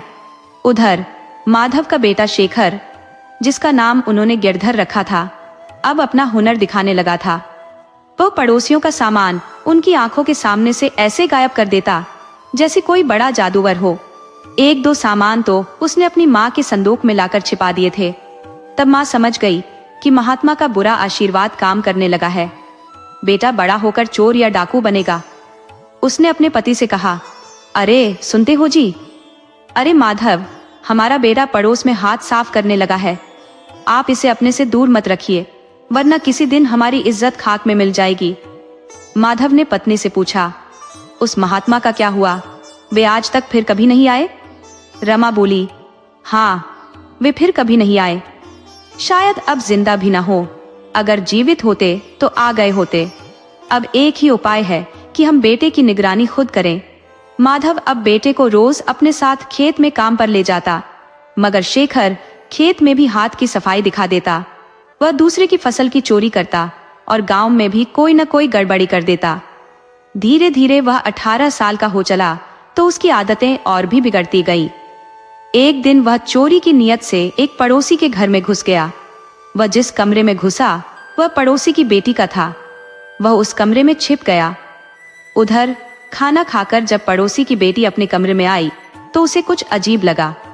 वह तुरंत कमरे से बाहर निकल गई और बाहर से दरवाजा बंद कर दिया और जाकर अपनी माँ के पास सो गई। शेखर जिस जुगत से गया था वह तो हाथ नहीं आई, उलटे वह जाल में फंस गया। उसकी सारी हाथ की सफाई धरी की धरी रह गई। जब रात को शेखर अपने बिस्तर पर नहीं था तब माँ को खबर हो गई। उसने माधव को बताया, बेटा घर में नहीं है और बहुत देर से नहीं है। भगवान जाने आज क्या गुल खिलाएगा। ये एक दिन हमें गांव से बाहर करवा कर ही मानेगा। इससे तो अच्छा था कि हमारी कोई औलाद ही नहीं हुई होती। मैं उस दुष्ट महात्मा के पास जाकर गलती कर बैठी। ये नालायक जन्म ले लिया। उधर शेखर पड़ोसी के घर में बंद था। वह रात भर कमरे में कैद रहा। सुबह हुई तो लड़की की मां जागी और बेटी के कमरे का दरवाजा खोला तो शेखर उसकी बेटी के बिस्तर पर आराम से सोया हुआ था। वह स्त्री ने तुरंत दरवाजा बंद कर दिया और शोर मचाने लगी कि हमारे घर में चोर है, वह कमरे में बंद है। शोर सुनकर गांव के लोग जमा हो गए। दरवाजा खोलने पर उस कमरे में शेखर मिल गया। फिर क्या था, गांव के लोगों ने उसकी खूब पिटाई की। सबने कहा कि यह गलत नियत से घर में घुसा था। गनीमत थी कि रात के वक्त उसकी बेटी उस कमरे में नहीं सोई थी। माधव और उसकी पत्नी को तो रात में ही पता चल गया था कि शेखर कहीं फंस गया है, नहीं तो लौट आता। उधर गांव वालों ने माधव पर पंचायत बैठा दी कि या तो बेटे को गांव से बाहर करो या तुम खुद परिवार के साथ गांव छोड़ दो। गांव वालों ने दो विकल्प इसलिए दिए क्योंकि सभी जानते थे कि माधव बहुत भला आदमी है, वह सबके सुख दुख में शामिल होता था। शायद ही कोई घर हो जिसकी उसने मदद न की हो। तो लोगों ने सिर्फ उसे बेटे को त्याग देने की सलाह दी, या नहीं त्यागने पर उसे खुद जाना होता। जब गांव वालों ने अपना फैसला सुनाया तो माधव बोला, मैं जिंदगी भर गांव वालों के साथ सुख दुख में रहा हूँ और मरते दम तक गांव वालों के साथ रहूंगा। वह अपने बेटे शेखर को गांव से निकालने के लिए तैयार हो गया। पंचायत के सामने ही उसने उसे मारा पीटा और गांव छोड़कर चले जाने को कहा। माधव ने पंचायत से कहा, आज के बाद मुझे शेखर से कोई लेना देना नहीं है। आप लोग शेखर की किसी गलती के लिए मुझसे कोई शिकायत नहीं करेंगे, बल्कि इसे सीधे राज दरबार ले जाकर फांसी चढ़वा देंगे तो भी मुझे कोई ऐतराज नहीं होगा। जब शेखर के पिता ने उसे त्याग दिया तो वह गांव छोड़कर चला गया। उसे गए हुए 3 साल गुजर गए। वह फिर वापस लौटकर नहीं आया। इधर कुछ दिनों तक माधव और उसकी पत्नी बेटे को कोसते रहे, मगर मन ही मन बेटे की कमी उन्हें कचोटने लगी। माँ तो अपने बेटे की गलती मानती ही नहीं थी। उसका मानना था कि यह सब उस साधु की गलती है। उसने ही मेरे बेटे को शापित कर दिया। उसी श्राप के चलते शेखर गलतियां करता है। वह जानबूझकर कुछ भी नहीं करता। ये सब महात्मा के श्राप का असर है। जब 2 साल बाद भी शेखर वापस नहीं आया तो माँ की ममता चीख उठी। वह अपने पति से बोली, चाहे कुछ भी हो, आप बेटे को ढूंढ कर लाइए। उधर गांव वालों को भी जब पता चला कि शेखर महात्मा द्वारा शापित है तो उन्होंने अपना फैसला वापस ले लिया और बोले कि शेखर को आप ढूंढकर वापस ला सकते हैं। हम सभी को अब कोई ऐतराज नहीं होगा। पत्नी तो पहले से ही यही चाहती थी, तो उसने अपने पति को समझाया, हम जी कर क्या करेंगे जबकि अपना बेटा कहीं दुख भोग रहा हो। चलो हम उसे ढूंढ कर लाते हैं। दोनों घर से बेटे को ढूंढने निकल गए। पूरे 1 साल बीत गया मगर वे वापस नहीं आए। तो गांव वाले एक परिवार के गांव छोड़कर चले जाने से बहुत दुखी हुए। अब तो गांव वाले दबी जुबान से यह भी कहने लगे थे कि शेखर भी निर्दोष था। दोषी पड़ोसी की बेटी थी, उसी ने उसे अपने घर में बुलाया होगा। बेचारा मासूम फंस गया और वह उसे धोखा देकर खुद अपने ससुराल चली गई। इस तरह 5 साल और गुजर गए। एक दिन गांव का साहूकार दूसरे एक नगर में किसी काम से गया हुआ था तो उसे शेखर मिल गया। साहूकार ने उसे बताया, तुम्हारे माता पिता तुम्हें ढूंढने के लिए 3 साल पहले घर से निकले थे, मगर अब तक वापस नहीं आए। गांव वाले तुम्हें बड़ी बेचैनी से खोज रहे हैं। वे अब तुम्हें दोषी मानते ही नहीं, दोषी पड़ोसी की लड़की को मानते हैं। तुम वापस अपने घर चलो, तुम्हारी जमीन बेकार हो रही है, घर के सामने घास उग आई है। तुम अपना घर संभालो और माँ बाप की खोज करो। चलो मेरे साथ ही गांव वापस लौट चलो। शेखर पहले तो गांव वापस नहीं आता, मगर अपने माता पिता के चले जाने की बात सुनकर घर लौट आया। साहूकार ने गांव वालों को बताया कि शेखर अब रतनपुर में काम करता है, अब ये गांव में कम ही रहेगा। शेखर कई दिनों तक गांव में रहा। उसने खेत को ठीक कराया और घर की साफ सफाई करवाई। फिर वह रतनपुर के लिए निकल गया और 1-2 हफ्तों में ही बहुत सारा सामान लेकर लौट आया। फिर वह आराम से 5-6 महीने घर से कहीं नहीं गया। घर में अकेला ही रहता था, उसे किसी बात की चिंता नहीं थी। वह मस्त होकर घूमता रहता था। उधर गांव में रमेश नाम का भी एक लड़का रहता था। वह भी अकेले ही रहता था। दिन भर खेत में काम करता, घर आकर भोजन बनाता, खाता और फिर सो जाता। इसी दिनचर्या में उसकी जिंदगी गुजर रही थी। अक्सर रात में नींद खुलने पर रमेश सोचता कि शेखर किस तरह से पैसा कमाता है कि जब से गांव में आया है बिना कोई मेहनत किए बैठा बैठा खा रहा है, और एक मैं हूं जो दिन रात पसीना बहाता हूं, फिर भी अगले दिन के भोजन की भी व्यवस्था नहीं कर पाता हूं। उसने सोचा, सुबह होने दो, मैं शेखर से बात करूंगा कि वह मुझे भी अपने साथ ले चले। दूसरे दिन सुबह रमेश शेखर के पास गया और बोला, मित्र, अब मुझसे इतना कठिन काम नहीं हो पाता, तुम मुझे भी अपने साथ अपने काम धंधे पर ले चलो, मैं भी तुम्हारी तरह सुखी रहना चाहता हूं। शेखर ने कहा, भाई, नगर में सिर्फ तजुर्बे वाले को ही कोई काम मिल पाता है, जबकि तुम्हारे पास कोई अनुभव नहीं है। तुम सिर्फ खेती का काम जानते हो, मगर नगर में खेती का काम नहीं होता। वहां बड़े बड़े सेठ, साहूकार, राजा, मंत्री आदि रहते हैं। मैं तुम्हें राजा के दरबार में भी काम दिलवा देता, मगर तुम अनपढ़ हो, कहीं भी जाओगे तो मजदूरी का ही काम मिलेगा, जबकि तुम सिर्फ खेती का काम जानते हो। अच्छा तो यही है कि अपने गांव में रहकर काम करो। रमेश बोला, ठीक कहते हो भैया, मैं शहर के लायक नहीं हूं, मगर तुम चाहो तो मेरी गरीबी दूर कर सकते हो। तुम मुझे 2 गाय खरीद कर दे दो तो हमारा गुजारा भी हो जाएगा। हम उसके दूध से अपना रोजगार शुरू कर लेंगे और हम तुम्हें जिंदगी भर दूध लाकर देते रहेंगे। शेखर बोला, जब कोई अवसर आएगा तो ये काम भी कर दूंगा। अभी फिलहाल मेरे पास भी पैसे खत्म हो गए हैं, कल या परसों काम पर जाना है। शेखर कोई इज्जत का काम नहीं करता था। वह एक जन्मजात शातिर ठग था। वह इतनी सफाई से हाथ की कारीगरी दिखाता था कि बड़े से बड़े चतुर आदमी दंग रह जाते। अपनी इसी ठगी के कारण वह गांव से निकाला गया था और अपनी इन हरकतों के चलते ही उसने अपने माता पिता को भी खो दिया था। अगले दिन वह फिर किसी नए शिकार की तलाश में निकला। वह दिन भर घूमता रहा, मगर उसे अपनी चाहत के हिसाब से कोई मालदार शिकार नहीं मिला और वह छोटा शिकार करना नहीं चाहता था। शेखर को एक गांव के पास पहुंचते पहुंचते शाम होने लगी। उसने गांव से कुछ दूरी पर देखा कि एक कमजोर बुढ़िया कहीं से आ रही है।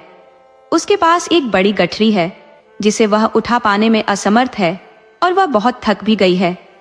शेखर ने सोचा, अच्छा मौका है इस गांव में ठहरने का। वैसे भी इस गांव में मेरा कोई जानने वाला नहीं है और मैं जानबूझकर अनजान गांव में आया हूं। अगर मैं बुढ़िया की मदद कर दूंगा तो शायद मुझे रात में ठहरने का ठिकाना मिल जाए। वह बुढ़िया के पास गया और बोला, माए, लगता है अब तुमसे ये गठरी ढोई नहीं जा रही है, कहो तो मैं तुम्हारे घर तक पहुंचा दूं? बुढ़िया बोली, बेटा, अगर गठरी ले चलोगे तो मेरा बहुत बड़ा भला करोगे। मैं 5 कोस दूर से इस गठरी को ले आ रही हूं, पर गांव के नजदीक आते आते मेरी ताकत जवाब दे गई है। अब एक कदम भी गठरी लेकर नहीं चला जा रहा। महापुरुष सच ही कहते हैं कि नाव बीच मझधार में नहीं डूबती, अक्सर किनारे आकर ही डूब जाती है। शेखर बोला, माए, मैं आपकी गठरी लेकर आपके घर पहुंचा देता हूं। आप आगे आगे चलो, क्योंकि मैंने तो आपका घर देखा नहीं है। बुढ़िया बोली, बेटा, तुम किस गांव के हो? शेखर बोला, माए, मेरा घर यहाँ से बहुत दूर है। मैं सुरजनपुर का रहने वाला हूँ। मैं गाय का व्यापारी हूँ, इसलिए एक गाय खरीदने के चक्कर में चला था। मुझे मनपसंद गाय तो कहीं नहीं मिली, पर अनजाने में चलते चलते बहुत दूर आ गया हूँ। लेकिन कोई बात नहीं, आपको घर छोड़कर फिर अपने गांव के लिए लौट जाऊंगा। बुढ़िया बोली, ये क्या बातें कर रहे हो बछुआ? रात में इतनी दूरी कैसे तय कर पाओगे? अरे, आज की रात तुम मेरे घर ठहरो, मैं चलकर खाना बना देती हूँ। आराम से खाओ पियो और सो जाओ।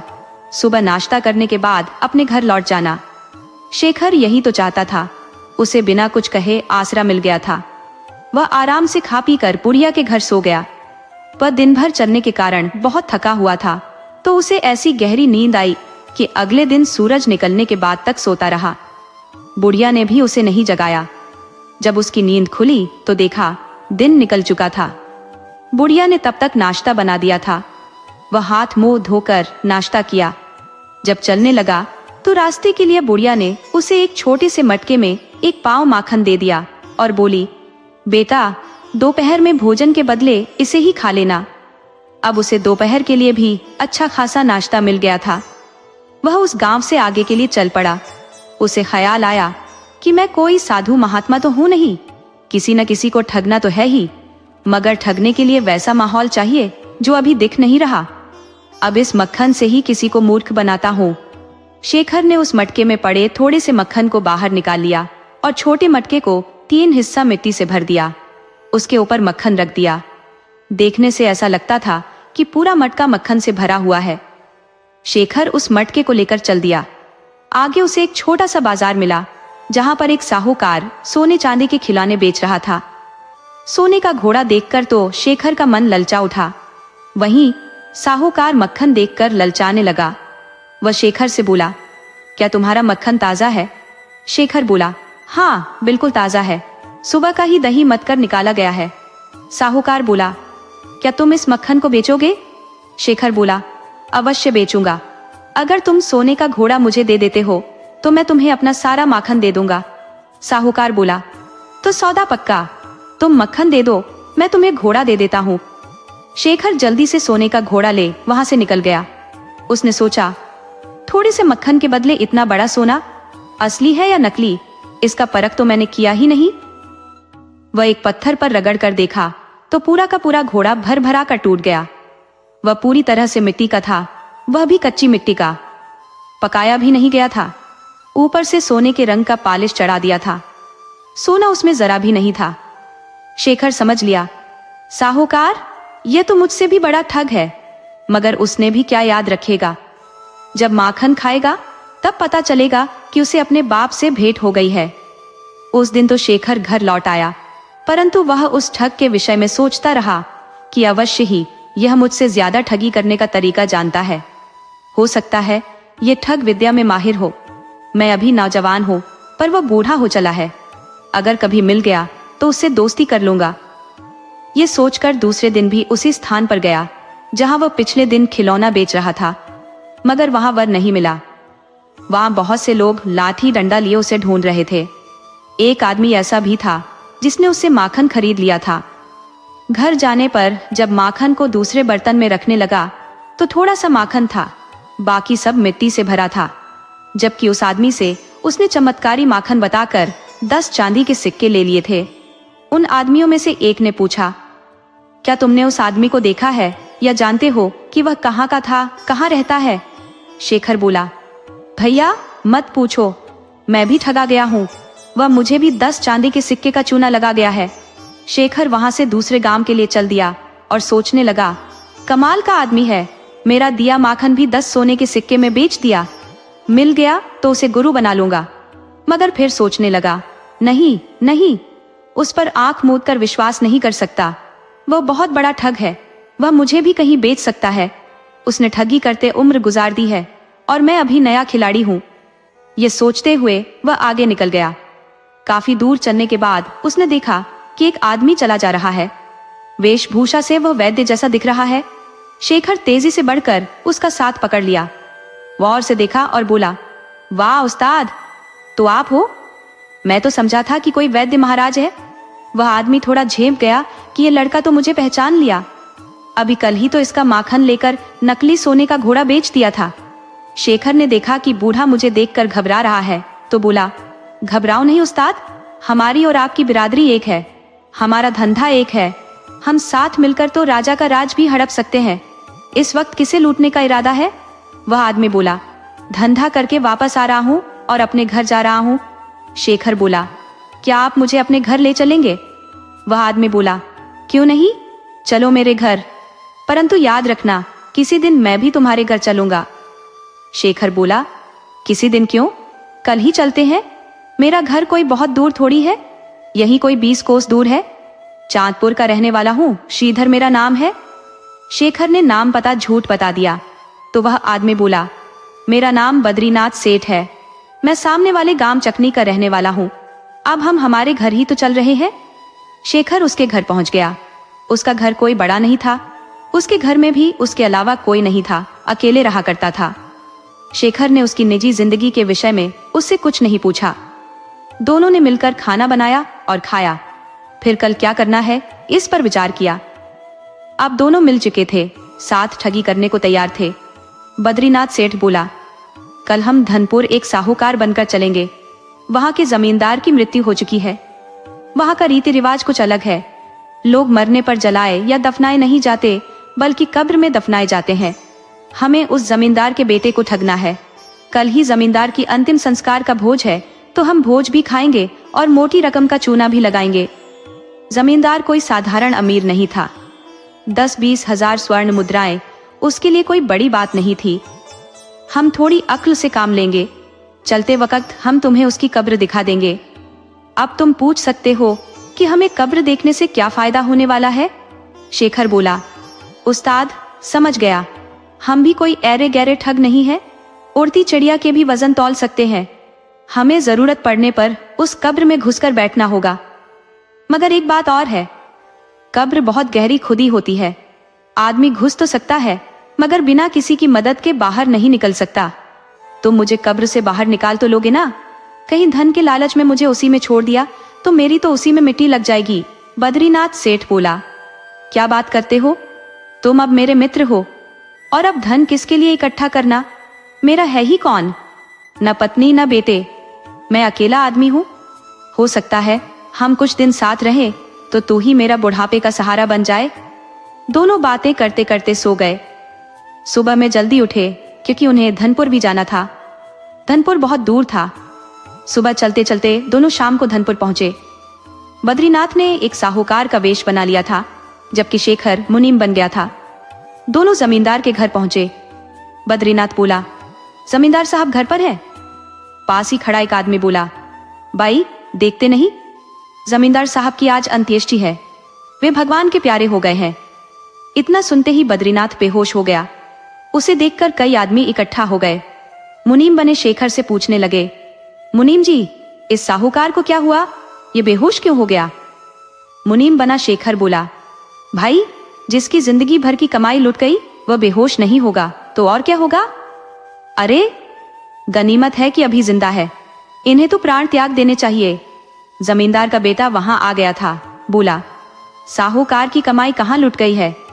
किसने लूटा है? शेखर बोला, छोटे जमींदार, हमारे साहूकार ने 10,000 स्वर्ण मुद्राएं आपके पिताजी को उधार दिए थे। उन्हें शहर में कोठी खरीदनी थी। साहूकार और जमींदार साहब अच्छे मित्र थे, तो जमींदार साहब ने 10,000 स्वर्ण मुद्राएं की मांग कर दी थी। हमारे साहू जी इनकार नहीं कर सके थे। वे बड़े दिल वाले आदमी हैं, तो बिना कागज पत्र बनाए पैसे दे दिए थे। अब जमींदार साहब जैसे बड़े आदमी से किसकी हिम्मत जो कागज बनवाए, तो साहूकार ने बिना सबूत पैसे दे दिए। जमींदार का बेटा बोला, क्या पागलों जैसी बात करते हो? जमींदार साहब अगर पैसा लिए होते तो बताए नहीं होते। शेखर बोला, छोटे जमींदार, इंसान दो बातें कभी किसी से नहीं बताता, अपने करीबी मित्र से लिया दिया कर्ज और पत्नी की निजी बात। इससे बड़ा सबूत और क्या हो सकता है कि जमींदार साहब की मृत्यु की बात सुनकर हमारे साहूकार बेहोश हो गए हैं। जमींदार का लड़का बोला, मुनीम, मैं तुम्हारी यह दलील नहीं सुन सकता। तुम झूठ बोल रहे हो। मेरे पिता के पास ऐसे ही इतनी संपत्ति थी कि उधार लेने की क्या आवश्यकता थी, और मैंने तो कभी इस साहूकार को यहाँ आते जाते नहीं देखा। शेखर बोला, इसी बात का हमारे साहूकार को खतरा है कि उनका धन डूब चुका है। जरूरी नहीं कि जमींदार साहब की तरह ही उनका बेटा ईमानदार हो। धन है भाई, लोभ आ ही जाता है। मगर हमारे साहू जी भी कम नहीं है, अपनी जान दे देंगे और स्वर्ग में जाकर जमींदार साहब से एक एक पाई का हिसाब करेंगे। बार बार मुनीम बना शेखर बद्रीनाथ के मुंह पर पानी के छींटे मारता। बद्रीनाथ होश में आने का नाटक करता, फिर बोलता, हाय मेरा पैसा, और इतना बोलने के बाद बेहोश हो जाता। वहां बहुत से लोग आए हुए थे। किसी ने जमींदार के बेटे से कहा कि किसी तरह इस साहूकार को कुछ देकर यहाँ से हटाओ, वरना अगर यह मर गया तो हमारे स्वर्गीय जमींदार साहब की बहुत बदनामी हो जाएगी। जीते जी उनके नाम पर कोई दाग नहीं लगा, मगर मरने के बाद उनका दामन दागदार हो, इससे पहले इस समस्या को यहाँ से हटाओ। जमींदार का बेटा बोला, मुनीम, तुम हमें कोई भी ऐसा ठोस सबूत पेश करो जिससे साबित हो जाए कि मेरे पिता ने इस आदमी से पैसे लिए थे। शेखर बोला, सबूत तो मेरे सेठ जी ही पेश करेंगे। इन्हें विश्वास दिलाओ कि आपके पैसे डूबेंगे नहीं, मिल जाएंगे। आप अपने पैसे ले लो तो सेठ जी बेहोशी से बाहर आ जाएंगे। जमींदार का बेटा बोला, पैसे मिल जाएंगे, तुम खुद बोल दो। मुनीम साहूकार के कान में बोला, सेठ जी उठिए, आपके पैसे मिल जाएंगे। सेठ बेहोशी से बाहर आ गया। जमींदार का बेटा बोला, साहूकार जी आप कोई सबूत दो और अपना पैसा वापस ले जाओ। मैं अपने पिता की ली गई उधारी एक एक पाई चुका दूंगा, मगर मुझे भी विश्वास होना चाहिए कि वास्तव में मेरे पिता ने पैसे लिए हैं। साहूकार बोला, हाँ, मैं सबूत दूंगा और ऐसा सबूत दूंगा कि किसी ने कभी इससे पहले ऐसा सबूत नहीं दिया होगा। खुद जमींदार साहब आज की रात कब्र में से बोलेंगे कि मैंने साहूकार से पैसा लिया है, तब तो तुम्हें विश्वास हो जाएगा। जमींदार का बेटा बोला, हाँ, तब तो मैं तुम्हें 5,000 और ज्यादा स्वर्ण मुद्राएं दे दूंगा। चलो आज की रात तुम्हारी सच्चाई की परीक्षा हो ही जाए। साहूकार बोला, मुनीम तुम वापस लौट जाओ, वहां काम का बहुत नुकसान हो रहा होगा। मैं रात में पैसा मिल जाने के बाद वापस आ जाऊंगा। शेखर बद्रीनाथ का इशारा समझ गया। वह वहां से कब्रिस्तान चला गया और मौका देखकर कब्र में जा घुसा। रात हुई तो जमींदार का बेटा साहूकार को लेकर अपने पिता की कब्र पर गया और कब्र के पास खड़ा होकर बोला, पिताजी क्या आपने कभी साहूकार से उधार लिया था? तो कब्र के अंदर बैठा शेखर बोला, हाँ बेटा, साहूकार ने मुझे 10,000 शहर वाली कोठी खरीदने के लिए दिए थे। उसे जीते जी लौटा नहीं सका, वह भी कभी लेने नहीं आया। अगर वह मिल जाए तो उसे दुगुना पैसा लौटा देना, मेरे आत्मा को बहुत शांति मिलेगी। जमींदार का बेटा बोला, ठीक है पिताजी, मुझे इतना ही जानना था। वह साहूकार से बोला, चलो अभी मैं तुम्हें कुल 25,000 स्वर्ण मुद्राएं दे देता हूं। वह साहूकार को साथ ले घर चला गया। इधर शेखर ने सोचा कि 25,000 स्वर्ण मुद्राएं पाने के बाद बद्रीनाथ मुझे कब्र से थोड़े निकालेगा, वह तो भाग जाएगा। मुझे कोशिश करके खुद बाहर निकलना होगा। कब्र के अंदर जमींदार के लिए जमींदार के बेटे ने चांदी सोने के बर्तन, बहुत से आभूषण और सोने के लिए चमड़े का बिस्तर कब्र में डाल रखा था। शेखर यह सारा सामान लेकर सरकते हुए कब्र से बाहर आ गया और सोचने लगा कि किसी तरह बद्रीनाथ से 25,000 स्वर्ण मुद्राएं झटक लूं और चंपत हो जाऊं। अगर इतने रकम हाथ लग गए तो जिंदगी भर ऐश करूंगा। वह रास्ते में आगे बढ़ गया और एक बरगद के पेड़ पर चढ़कर बैठ गया। उधर बद्रीनाथ जब पैसा लेकर चला तो सोचने लगा, साले को कब्र से क्यों निकालूं? निकलते ही आधे का हिस्सेदार बन जाएगा, मरने दो कब्र में। वह आगे बढ़ गया, उस पेड़ के पास पहुंचा जिस पर पहले से शेखर बैठा था। घोर अंधेरी रात थी। शेखर ने उसे देखते ही उसके ऊपर चमड़े का बिस्तर गिरा दिया। ऊपर चमड़ा गिरते ही बद्रीनाथ अपना पैसों का थैला फेंककर भाग चला। उसे लगा किसी भूत ने हमला कर दिया है। जब बद्रीनाथ भाग गया तो तुरंत शेखर पेड़ से नीचे उतरा और पैसे का थैला और अपना कब्र वाला थैला एक साथ बांधकर आगे बढ़ गया। उसने सोचा रात में यात्रा करना ठीक नहीं, तो वह फिर एक दूसरे पेड़ पर चढ़कर बैठ गया। सुबह हुई तो वह पेड़ से नीचे उतरकर चल दिया। तभी उसे खाली डोली लेकर जाते कहार दिखाई दिए। वह कहारों से बोला, मुझे डोली में बैठा लो और मेरे घर तक छोड़ दो, बदले में मुझसे पैसे ले लो। कहारों को तो पैसा चाहिए था, सो 10 स्वर्ण मुद्राएं पर तैयार हो गए। आगे चलने पर एक बाजार पड़ा तो शेखर वहां से एक सेर लड्डू खरीद लिया और फिर डोली में बैठ चल पड़ा। आगे चलने पर शेखर ने देखा कि एक नई नवेली दुल्हन को विदा कराकर उसका पति नवीन ले जा रहा है। दुल्हन डोली में है जबकि उसका पति पैदल साथ जा रहा है। शेखर को पता था कि आगे कुआं है, वहां ये पानी पीने के लिए जरूर रुकेंगे। वह अपनी अंगूठी में से कुछ निकालकर कुछ लड्डू में मिला दिया। कुएं के पास पहुंचा तो सचमुच दुल्हन और उसका पति साथ में चारों कहार आराम कर रहे थे। वे अब पानी पीने वाले थे। तभी शेखर बोला, भाई बिना मीठा खाए पानी तो पीना ही नहीं चाहिए। मैं थोड़ा प्रसाद लिया हूं, प्रसाद में लड्डू है, मैंने इसे काली माता को चढ़ाया है, तुम सब चाहो तो खा सकते हो। वह बिना कुछ मिलाए हुए लड्डू खुद खाया, अपने कहारों को दिया तथा नशे का पदार्थ मिलाया हुआ लड्डू दुल्हन, उसके पति और चारों कहारों को दे दिया। खाते ही उन्हें नींद आ गई, सभी सो गए। तब वह अपने कहारों से बोला, हमारी डोली को यहीं छोड़ दो और दुल्हन वाली डोली उठाकर मेरे साथ ले चलो। कहार बोले, भाई हम यह गलत काम नहीं कर सकते। भला दूसरे की स्त्री को तुम्हारे साथ क्यों ले जाएंगे? इससे हमें क्या फायदा? शेखर समझ गया, सौदा सस्ते में नहीं पटने वाला। वह 100 स्वर्ण मुद्राएं निकालकर कहारों को दे दिया, मगर कहार उतने पर भी तैयार नहीं हुए, तो उसने 100 स्वर्ण मुद्राएं एक एक को दे दिया। कहार खुशी खुशी तैयार हो गए। बोले, हमने कब मना किया है कि दुल्हन को तुम्हारे साथ नहीं ले चलेंगे? अरे, दुल्हन तुम्हारी है तो तुम्हारे ही न साथ जाएगी। सच ही कहा गया है कि पैसे में इतनी ताकत होती है कि सही आदमी को भी गलत करने पर मजबूर कर देती है। कहार दुल्हन की डोली उठा शेखर के घर चल दिए। दुल्हन शेखर के घर आ गई। उसे जब तक ठीक से होश आया तब तक तो रात हो चुकी थी। उसने देखा कि उसके कमरे में उसका पति नवीन न होकर कोई दूसरा आदमी है, तो वह बोली, तुम कौन हो और मेरे कमरे में कैसे आए?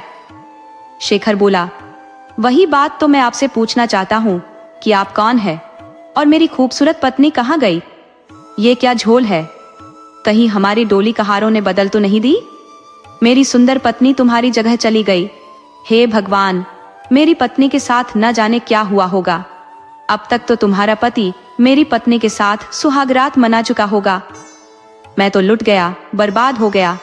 तुम कहाँ की हो? चलो, मैं तुम्हें वहां पहुंचा देता हूँ और अपनी पत्नी को लेकर आता हूँ। स्त्री बोली, अब कोई लाभ नहीं, जो हो गया सो हो गया। जो सामने है उसी को कबूल करो। आप जानते हैं कि दूसरे पुरुष के साथ रात बिताई स्त्री को कोई नहीं रखता। मुझे भी मेरा पति स्वीकार नहीं करेगा और तुम भी अब अपनी पत्नी को स्वीकार नहीं करोगे। इसलिए अब हमारी जिंदगी में खुशियां लाना तुम्हारा काम है। अब जो हो गया है उसे भूल जाओ और नई जिंदगी की शुरुआत करो। शेखर तो सिर्फ स्त्री की सहमति चाहता था। स्त्री ने जब रजामंदी दे दी तो दोनों पति पत्नी बनकर रहने लगे।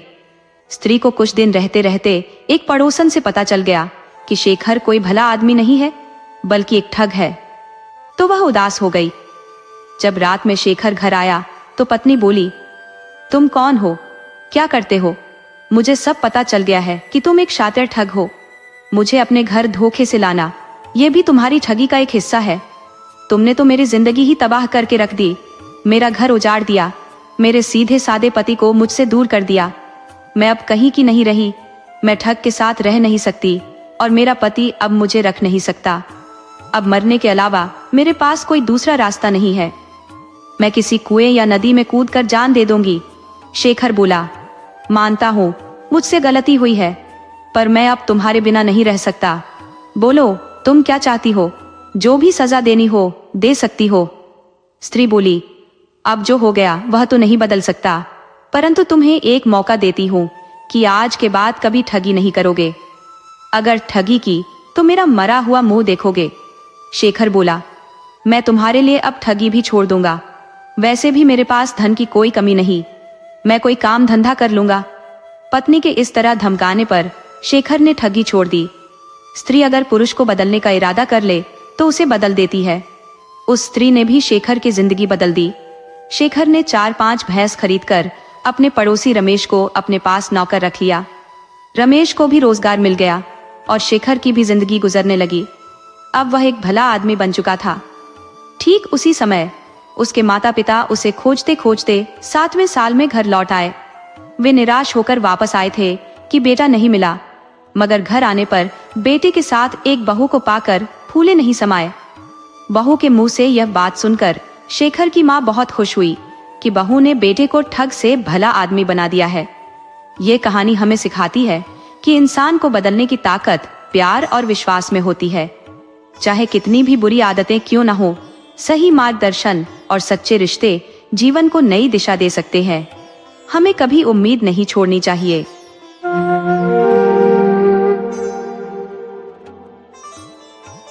तो चलिए दोस्तों, आज हम एक ऐसी कहानी सुनाने जा रहे हैं जो आपको सोचने पर मजबूर कर देगी। ये कहानी है झूठे दोस्त की, जो बाहर से तो बहुत अच्छा लगता है लेकिन अंदर से कुछ और ही होता है। इस कहानी में हम देखेंगे कि कैसे एक लड़का अपने दोस्त की असली सच्चाई को पहचानता है और खुद को एक बड़े खतरे से बचाता है। तो चलिए कहानी की शुरुआत करते हैं। सुरेश और करण एक ही कॉलेज में पढ़ते थे। दोनों की दोस्ती इतनी गहरी थी कि हर कोई उन्हें सबसे अच्छे दोस्त मानता था। क्लास में एक साथ बैठना, कैंटीन में हंसी मजाक करना और हर मुश्किल घड़ी में एक दूसरे के साथ खड़े रहना, यही उनकी दोस्ती की पहचान थी। सुरेश थोड़ा शर्मीला था, लेकिन करण बहुत मिलनसार और चालाक दिमाग वाला लड़का था। वह हर किसी से जल्दी घुल मिल जाता और अपनी बातें इतनी सफाई से रखता कि लोग उसकी ओर खींचे चले आते। सुरेश को लगता था कि उसे करण जैसा सच्चा दोस्त मिलना उसकी सबसे बड़ी खुशकिस्मती है, लेकिन उसे यह अंदाजा भी नहीं था कि उसकी यह दोस्ती एक दिन उसे ऐसी मुश्किलों में डाल देगी जिससे निकलना नामुमकिन सा लगने लगेगा। करण हमेशा बड़ी बड़ी बातें करता था। वह कहता था कि दोस्ती का मतलब एक दूसरे के लिए जान तक दे देना है। सुरेश को यह बातें अच्छी लगती थी, लेकिन कई बार उसे लगता था कि करण के कहने और करने में फर्क है। करण कई बार ऐसे झूठ बोल देता था जिनका कोई मतलब नहीं था। कभी कहता कि उसके पापा बहुत बड़े बिजनेसमैन हैं, तो कभी कहता कि उसके पास एक सीक्रेट बैंक अकाउंट है जिसमें लाखों रुपए हैं। सुरेश को यह बातें अजीब लगती थी, लेकिन वह कभी इस पर ज्यादा ध्यान नहीं देता। धीरे धीरे सुरेश ने महसूस किया कि करण उसे कई बार गलत रास्तों पर ले जाने की कोशिश कर रहा था। एक बार करण ने कहा, यार, कॉलेज के पीछे वाली गली में एक दुकान है जहां से हम चीजें उधार ला सकते हैं और बिना पैसे दिए भी काम चला सकते हैं। तू चिंता मत कर, मैं सब संभाल लूंगा। सुरेश को यह सुनकर अजीब लगा, लेकिन उसने इसे मजाक समझकर टाल दिया। एक दिन करण ने सुरेश से पैसे उधार मांगे। उसने कहा, भाई, बस 2 दिन की बात है, मैं तुझे पक्का लौटा दूंगा। सुरेश ने बिना कुछ सोचे समझे उसे पैसे दे दिए। लेकिन 2 दिन बाद जब सुरेश ने पैसे वापस मांगे तो करण ने बहाना बना दिया। पहले उसने कहा कि उसे पैसे देने वाला बंदा शहर से बाहर चला गया है। फिर बोला कि उसका फोन चोरी हो गया और उसके सारे पैसे उसमें थे। सुरेश को थोड़ा अजीब लगा, लेकिन उसने दोस्ती की खातिर कुछ नहीं कहा। ये पहली बार था जब करण ने उसे धोखा दिया, लेकिन सुरेश इसे समझ नहीं पाया। समय बीतता गया और करण की आदतें और भी संदिग्ध होने लगी। अब वह सुरेश से आए दिन कोई ना कोई बहाना बनाकर पैसे मांगने लगा। कभी कहता कि उसकी मम्मी की तबीयत खराब है, कभी कहता कि उसे बहुत जरूरी काम है। शुरू में सुरेश को बुरा नहीं लगा, लेकिन जब उसे यह एहसास हुआ कि करण पैसे वापस करने में कभी दिलचस्पी नहीं दिखाता, तो वह परेशान हो गया। एक दिन कॉलेज में किसी ने सुरेश से कहा, यार, तेरा दोस्त करण तो बहुत चालाक है, उसने मुझसे भी पैसे उधार लिए हैं और वापस नहीं कर रहा। सुरेश को यकीन नहीं हुआ। वह तुरंत करण के पास गया और पूछा, सच बता करण, क्या तूने और लोगों से भी पैसे लिए हैं? करण ने पहले तो हंसते हुए बात टाल दी, फिर कहा, अरे भाई, ये सब अफवाहें हैं, तू मेरी दोस्ती पर शक कर रहा है। सुरेश को उसकी बातें सुनकर थोड़ा अजीब तो लगा, लेकिन उसने फिर भी उसे माफ कर दिया। करण की हरकतें अब धीरे धीरे और भी संदिग्ध होने लगी थी। एक दिन सुरेश ने उसे कॉलेज के बाहर कुछ अजनबी लोगों से मिलते हुए देखा। वे लोग काफी खतरनाक दिख रहे थे। सुरेश ने जब करण से इस बारे में पूछा तो उसने टालते हुए कहा, तू मेरी जिंदगी में ज्यादा ताक झांक मत कर, कुछ बातें तुझे जानने की जरूरत नहीं है। सुरेश को पहली बार एहसास हुआ कि उसकी दोस्ती में कुछ गड़बड़ है, लेकिन वह यह नहीं समझ पा रहा था कि यह गड़बड़ कितनी बड़ी है और उसे इससे बचने का रास्ता कैसे निकालना चाहिए। सुरेश अब धीरे धीरे करण से दूर रहने लगा। उसे लगने लगा कि करण की दोस्ती झूठी है और वह सिर्फ अपने फायदे के लिए लोगों का इस्तेमाल करता है। लेकिन यह इतना आसान नहीं था। करण सुरेश को किसी भी हालत में खुद से दूर नहीं होने देना चाहता था। वह बार बार सुरेश से दोस्ती निभाने की बातें करता और उसे गिल्ट फील कराता कि वह अपनी दोस्ती के साथ न्याय नहीं कर रहा। सुरेश एक दोराहे पर खड़ा था। एक तरफ उसकी पुरानी दोस्ती थी तो दूसरी तरफ सच्चाई, जिसे वह नजरअंदाज नहीं कर सकता था। फिर एक दिन ऐसा हुआ जिसने सुरेश की पूरी दुनिया हिला दी। वह कॉलेज से निकलकर अपने घर जा रहा था जब उसने देखा कि करण सड़क के किनारे किसी से जोर जोर से बात कर रहा था। वह छिपकर उनकी बातें सुनने लगा। करण कह रहा था, काम हो जाएगा, बस थोड़ा वक्त दो, मेरा दोस्त बहुत भोला है, वह हमारी मदद जरूर करेगा। सुरेश के पैरों तले जमीन खिसक गई। उसे समझ में आ गया कि करण सिर्फ उसका इस्तेमाल कर रहा था, लेकिन वह यह नहीं समझ पाया कि आखिर यह काम क्या था। जिसके बारे में करण बात कर रहा था। सुरेश अब पूरी तरह से चौकन्ना हो गया था। उसे यकीन हो गया कि करण कोई बड़ी साजिश रच रहा है और उसे इसका हिस्सा बनाना चाहता है। उसके मन में हजारों सवाल घूम रहे थे, लेकिन जवाब कोई नहीं था। उसने तय किया कि अब वह करण पर पूरी तरह से नजर रखेगा और उसकी असली सच्चाई सामने लाकर रहेगा। सुरेश को अब पूरी तरह यकीन हो गया था कि करण सिर्फ उसे अपने फायदे के लिए इस्तेमाल कर रहा है। लेकिन असली सवाल यह था कि करण आखिर क्या चाहता था। वो कौन से काम की बात कर रहा था जिसके लिए उसे सुरेश की जरूरत थी। सुरेश मन ही मन तय कर चुका था कि अब वह अपनी आंखें बंद नहीं रखेगा। उसे हर हाल में सच्चाई का पता लगाना था। लेकिन वह सीधे करण से कुछ भी नहीं पूछ सकता था, क्योंकि अगर करण को जरा भी शक हो गया कि सुरेश उस पर नजर रख रहा है तो वह और भी चालाकी से अपनी असली मंशा छुपा सकता था। अगले दिन कॉलेज में सुरेश ने करण से पहले की तरह सामान्य व्यवहार किया। उसने कोशिश की कि उसकी आंखों में किसी भी तरह का संदेह न झलके। करण ने भी हमेशा की तरह हंसी मजाक किया, मानो कुछ हुआ ही ना हो। लेकिन सुरेश अब उसकी हर हरकत पर ध्यान देने लगा। उसने गौर किया कि करण का फोन हर वक्त बजता रहता था और वह बार बार किनारे जाकर किसी से फुसफुसाता था। जब सुरेश ने एक बार मजाक में पूछा, यार कौन है वह सीक्रेट कॉलर, कहीं कोई गर्लफ्रेंड तो नहीं बना ली? करण हंस पड़ा और बोला, अरे यार ऐसा कुछ नहीं, कुछ खास लोग हैं जिनसे कुछ जरूरी बातें करनी होती है। तू चिंता मत कर, तुझे भी सही वक्त पर सब बता दूंगा।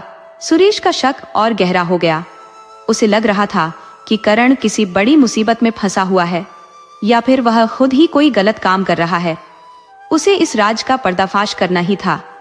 कुछ दिनों बाद करण ने सुरेश से कहा, भाई एक छोटा सा काम है, तुझे बस मेरे लिए एक जगह जाना है और एक पैकेट लाकर देना है। मैं खुद जाता, लेकिन कुछ जरूरी काम में फंसा हुआ हूँ। सुरेश को लगा कि अब असली खेल शुरू हो रहा है।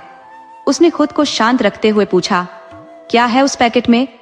करण ने तुरंत जवाब दिया, तुझे बस पैकेट लेना और मुझे दे देना है। ज्यादा सवाल मत कर, दोस्ती पर भरोसा कर।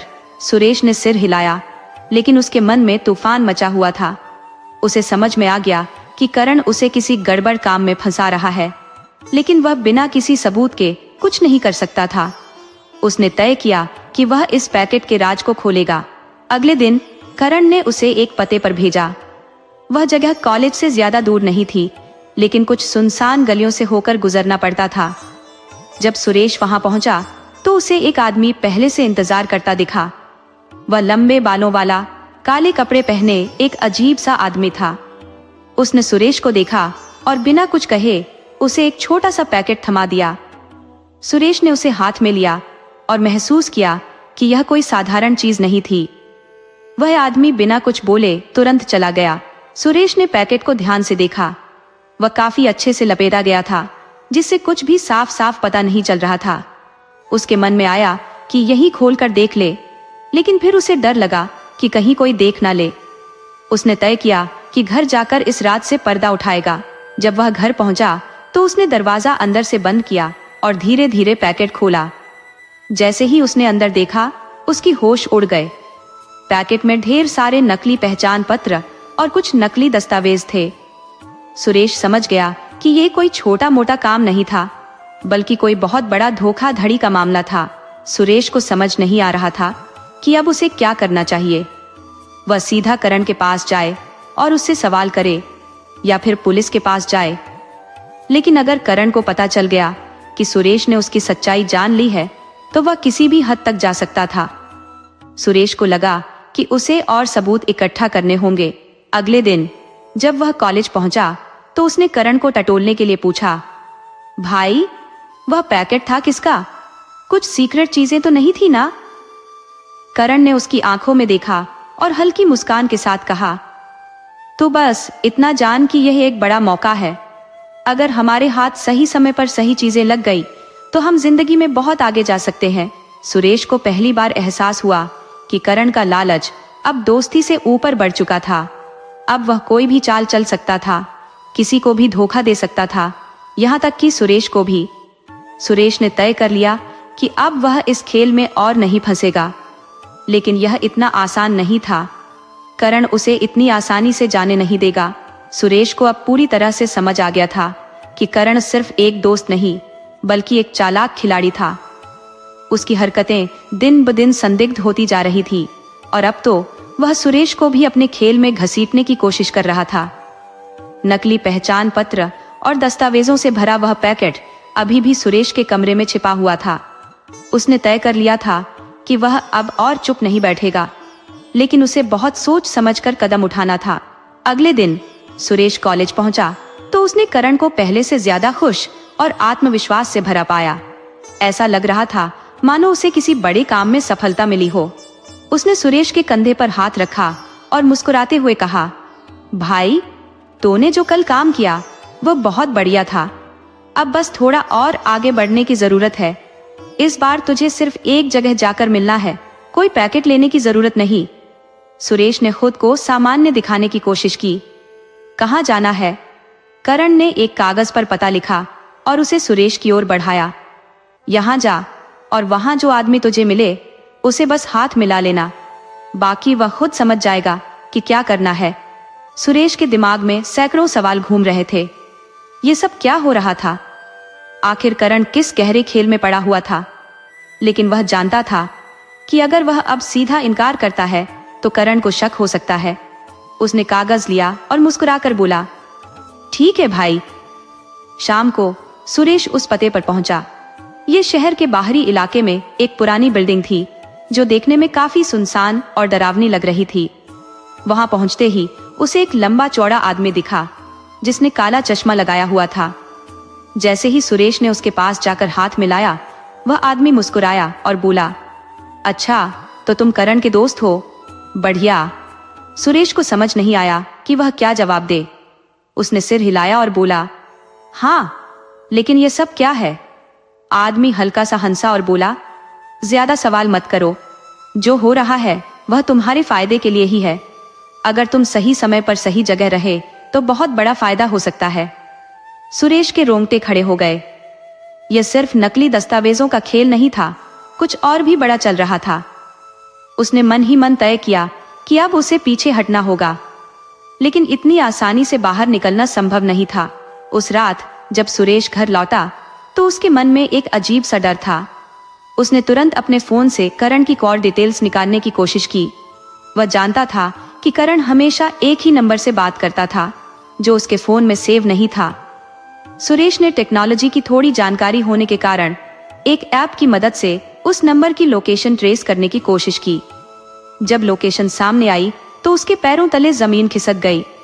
नंबर किसी साधारण जगह का नहीं था, बल्कि यह शहर के सबसे खतरनाक अपराधियों में से एक के नाम पर रजिस्टर्ड था। सुरेश को अब पूरा यकीन हो गया कि करण सिर्फ एक मोहरा था, असली खेल कोई और खेल रहा था।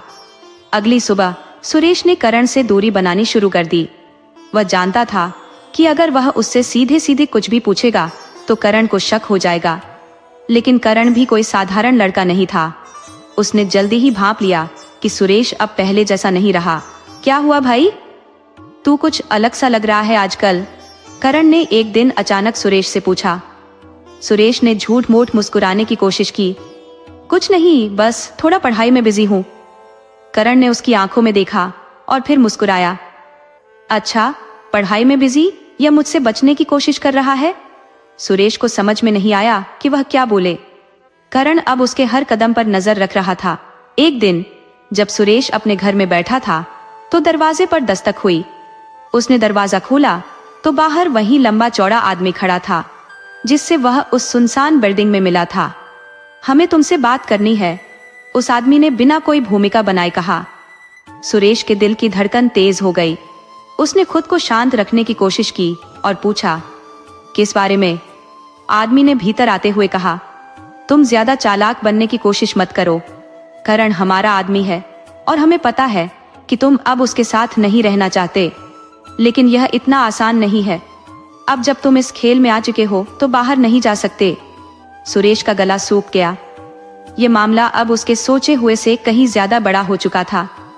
वह जानता था कि अगर उसने कोई गलत कदम उठाया तो उसकी जान भी जा सकती थी। उस रात सुरेश ने ठान लिया कि अब उसे इस दलदल से बाहर निकलना ही होगा, चाहे कुछ भी हो जाए। लेकिन सवाल यह था कि वह करे तो क्या करे, पुलिस के पास जाए? लेकिन अगर करण को इसकी भनक लग गई तो वह किसी भी हद तक जा सकता था। सुरेश को अब एक ऐसी चाल चलनी थी जिससे वह खुद को बचा सके और इस पूरी साजिश का पर्दाफाश कर सके। लेकिन यह आसान नहीं था, क्योंकि करण और उसके साथियों की नजरें अब हर वक्त उस पर थी। सुरेश अब पूरी तरह से समझ चुका था कि उसकी जान खतरे में थी। करण और उसके साथ जुड़े लोग सिर्फ छोटे मोटे अपराधी नहीं थे, बल्कि किसी बड़े रैकेट का हिस्सा थे। लेकिन सबसे बड़ी मुश्किल यह थी कि वह इस जाल से बाहर कैसे निकले। पुलिस के पास जाना आसान नहीं था, क्योंकि अगर करण को भनक लग गई तो वह कुछ भी कर सकता था। उस रात सुरेश ने अपने कमरे में बैठकर हर संभव रास्ते के बारे में सोचना शुरू किया। उसका मन कर रहा था कि वह तुरंत घर छोड़कर कहीं दूर चला जाए, लेकिन यह कोई समाधान नहीं था। उसे इस खेल को उसी की चाल में फंसाना था। अगली सुबह कॉलेज में सुरेश ने करण को फिर से पहले जैसी दोस्ती दिखाने का फैसला किया। उसने उसके पास जाकर हंसी मजाक किया, जैसे कुछ हुआ ही ना हो। करण ने एक बार उसकी आंखों में शक की नजरों से देखा, लेकिन फिर उसके चेहरे पर मुस्कान आ गई। अच्छा हुआ, मुझे लगा तू अब मुझसे दूरी बना रहा है, करण ने कहा। सुरेश ने सिर हिलाया। अरे नहीं भाई, बस थोड़ा पढ़ाई में बिजी था। करण ने उसके कंधे पर हाथ रखा और बोला, अच्छा है, क्योंकि अब एक बड़ा काम है और इस बार तुझे ही करना है। सुरेश के अंदर बेचैनी बढ़ गई, लेकिन उसने खुद को संभाला। क्या करना होगा? करण ने धीरे से कहा। इस बार तुम्हें पुलिस स्टेशन जाना होगा। सुरेश चौंक गया। क्या? करण हंसा। अरे घबरा मत, तू कोई शिकायत करने नहीं जा रहा। वहां हमारा एक आदमी है, उसे बस एक फाइल पहुंचानी है। सुरेश को समझ में नहीं आया कि वह क्या कहे। पुलिस स्टेशन जाना और वहां किसी संदिग्ध आदमी को फाइल देना बहुत बड़ा खतरा था। अगर वहां कुछ भी गड़बड़ हुई तो वह सीधा फंस सकता था। उसने धीरे से कहा, ठीक है, कब जाना होगा? करण ने एक कागज निकालकर उसे दिया। आज रात। और हाँ, वहां कोई सवाल पूछे तो सिर्फ यही कहना कि विशाल ने भेजा है। सुरेश को यकीन हो गया कि मामला गंभीर था। उसने फाइल ली और जाने के लिए हामी भर दी। रात को जब वह पुलिस स्टेशन पहुंचा तो उसका दिल तेजी से धड़क रहा था। वहां अंदर जाने से पहले उसने चारों ओर देखा। उसे कुछ भी अजीब नहीं लगा, लेकिन अंदर जाते ही एक कांस्टेबल ने उसे रोक लिया। क्या काम है? सुरेश ने कागज में लिखा नाम लिया। मुझे विशाल से मिलना है। कांस्टेबल ने उसे घूरा और फिर अंदर जाने दिया। सुरेश को पुलिस स्टेशन के अंदर एक कोने में खड़ा एक आदमी दिखा। वह अधेड़ उम्र का था। उसकी आंखों में गहरी चालाकी थी। सुरेश ने फाइल उसकी तरफ बढ़ा दी। आदमी ने बिना कुछ कहे फाइल ली और उसे खोलकर देखने लगा। फिर उसने सुरेश को गौर से देखा और धीरे से पूछा, तुम करण के दोस्त हो? सुरेश ने सिर हिलाया। हाँ। आदमी मुस्कुराया। अच्छा, तो अब वह तुम पर भरोसा करने लगा है। बढ़िया। सुरेश को कुछ समझ नहीं आया। मतलब? आदमी ने धीरे से कहा, मतलब यह कि अब तुम इस खेल का एक हिस्सा बन चुके हो। पीछे हटने का कोई रास्ता नहीं है। सुरेश की सांसें तेज हो गई। वह कुछ कहता, इससे पहले ही आदमी ने उसे एक और फाइल पकड़ाई और बोला, इसे करण को दे देना। और हाँ, कभी कोई बेवकूफी करने की कोशिश मत करना, वरना अंजाम बुरा होगा। सुरेश ने फाइल ली और वहां से निकल आया। अब उसके पास दो ही रास्ते थे, या तो वह यह फाइल सीधे करण को दे दे और इस खतरनाक खेल का हिस्सा बन जाए, या फिर कुछ ऐसा करे जिससे यह पूरा गिरोह पकड़ा जाए। घर आते ही उसने फाइल खोली। अंदर कई सारे दस्तावेज थे जो किसी सरकारी घोटाले से जुड़े थे। अब वह समझ चुका था कि करण सिर्फ एक मोहरा था। असली खेल पुलिस, अपराधियों और कुछ बड़े रसूखदार लोगों के बीच खेला जा रहा था। सुरेश ने तय किया कि अब उसे सीधा वार करना होगा। उसने अपने पुराने दोस्त रोहित से संपर्क किया, जो पत्रकार था। मुझे तुम्हारी मदद चाहिए, सुरेश ने उसे फोन पर कहा। रोहित ने पूछा, क्या हुआ? सुरेश ने कहा, अगर मैंने सही तरीके से यह जानकारी बाहर निकाली तो बहुत बड़ा खुलासा हो सकता है, लेकिन मेरी जान भी खतरे में पड़ सकती है। रोहित ने कहा, तू चिंता मत कर, मैं हर हाल में तेरे साथ हूं। लेकिन यह सब कैसे करेंगे? सुरेश ने धीरे से कहा, मैं पुलिस और मीडिया दोनों के सामने इनका पर्दाफाश करूंगा, लेकिन मुझे तुझ पर भरोसा है कि तू मुझे बचा सकेगा। अगले दिन सुरेश ने पूरी फाइल की एक कॉपी तैयार की और उसे रोहित को सौंप दी।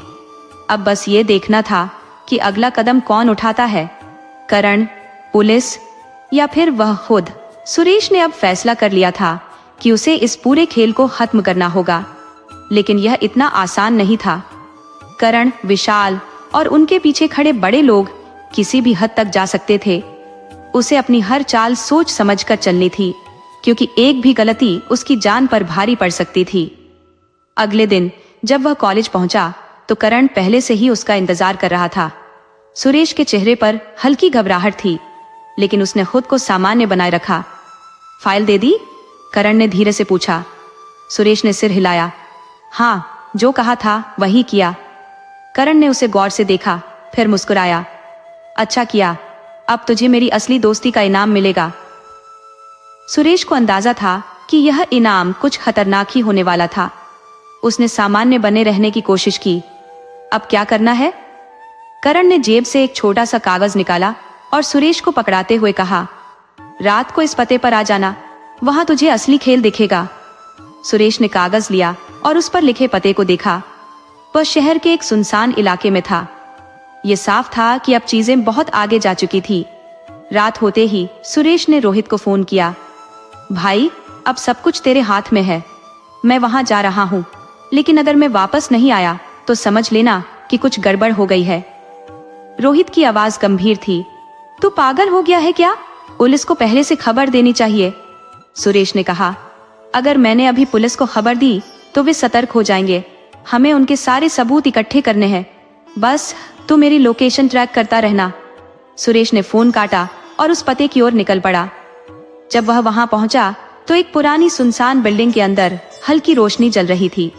सुरेश ने अंदर कदम रखा तो देखा कि करण, विशाल और कुछ और लोग पहले से वहां मौजूद थे। विशाल के चेहरे पर हल्की मुस्कान थी, लेकिन उसकी आंखों में गहरी चालाकी थी। आ गया तू? विशाल ने कहा। सुरेश ने सिर हिलाया। हाँ, लेकिन यह सब क्या है? करण ने सुरेश के कंधे पर हाथ रखा। आज तुझे असली दुनिया से मिलवाने लाए हैं। अब तक तुझे जो काम सौंपे गए थे वे छोटे थे, लेकिन अब तुझे एक बड़ा काम करना है। सुरेश ने नकली उत्सुकता जताई। कैसा काम? विशाल ने एक बैग सुरेश की ओर बढ़ाया। इसे लेकर जाना है और सही जगह पहुंचाना है। इसमें बहुत जरूरी चीजें हैं। सुरेश ने बैग उठाया, लेकिन उसे खोलकर देखने की इजाजत नहीं थी। उसकी सांसें तेज हो गईं। उसने सोचा कि अब उसे कोई रास्ता निकालना होगा। और अगर कोई पकड़े तो? सुरेश ने धीरे से पूछा। विशाल मुस्कुराया। तो तुझे पता है क्या कहना है? हम तुझे बचा लेंगे, लेकिन अगर गड़बड़ की तो हम तुझे भी नहीं छोड़ेंगे। सुरेश समझ गया कि अब मामला बहुत खतरनाक हो चुका था। उसने बैग उठाया और वहां से निकल पड़ा। बाहर निकलते ही उसने धीरे से फोन निकाला और रोहित को मैसेज किया। अब पुलिस को बुला ले, मेरे पास सबूत है। कुछ ही देर में पुलिस की गाड़ियां वहां पहुंचने लगी। विशाल और उसके लोग कुछ समझ पाते इससे पहले ही उन्हें चारों तरफ से घेर लिया गया। करण ने गुस्से से सुरेश की तरफ देखा। तूने हमें धोखा दिया। सुरेश ने गहरी सांस ली। नहीं, असली धोखेबाज तू था। दोस्ती का मतलब नहीं समझा तूने। पुलिस ने सभी को गिरफ्तार कर लिया। विशाल, करण और उनके बाकी साथियों को कड़ी सजा मिली। सुरेश को अपने डर से लड़ना पड़ा, लेकिन अंत में उसने जीत हासिल की। अब वह जान चुका था कि झूठे दोस्त सिर्फ नुकसान ही देते हैं। असली दोस्त वही होते हैं जो सही समय पर साथ खड़े रहे। इस कहानी से हमें यह सीख मिलती है कि झूठे दोस्तों की पहचान करना बेहद जरूरी है। कभी कभी जो लोग हमारे सबसे करीब होते हैं वे ही हमारे सबसे बड़े धोखेबाज निकलते हैं। असली दोस्ती का मतलब सिर्फ साथ रहना नहीं होता, बल्कि एक दूसरे का सही मार्गदर्शन करना भी होता है। सुरेश ने करण को अपना सच्चा दोस्त माना, लेकिन करण ने अपनी स्वार्थी चालों से उसकी जिंदगी खतरे में डाल दी। इस घटना ने यह साबित कर दिया कि गलत संगत और झूठे दोस्तों से दूरी बनाना ही समझदारी है। इसके अलावा ये कहानी हमें यह भी सिखाती है कि साहस और बुद्धिमानी से किसी भी मुश्किल का हल निकाला जा सकता है। अगर सुरेश ने हिम्मत हार दी होती तो शायद वह भी करण और विशाल के जाल में फंस जाता, लेकिन उसने अपनी सूझबूझ से न सिर्फ खुद को बचाया बल्कि गलत काम करने वालों को भी उनके अंजाम तक पहुंचाया। इसलिए हमेशा सतर्क रहे, सही और गलत का फर्क समझे और सच्चे दोस्तों को ही अपनी जिंदगी में जगह दे। तो दोस्तों, इस कहानी से हमें यह शिक्षा मिलती है कि दोस्ती का चुनाव बहुत सोच समझकर करना चाहिए। झूठे दोस्तों से बचकर रहना चाहिए, क्योंकि वे हमें गलत रास्ते पर ले जा सकते हैं। और जब भी कोई मुश्किल आए तो हिम्मत और समझदारी से उसका सामना करना चाहिए। आशा है आपको यह कहानी पसंद आई होगी। अगर आपको यह कहानी अच्छी लगी तो कृपया इसे अपने दोस्तों के साथ शेयर करें। और हाँ, हमारे चैनल को सब्सक्राइब करना ना भूलें, ताकि आपको ऐसी ही रोचक और शिक्षाप्रद कहानियां मिलती रहे। धन्यवाद।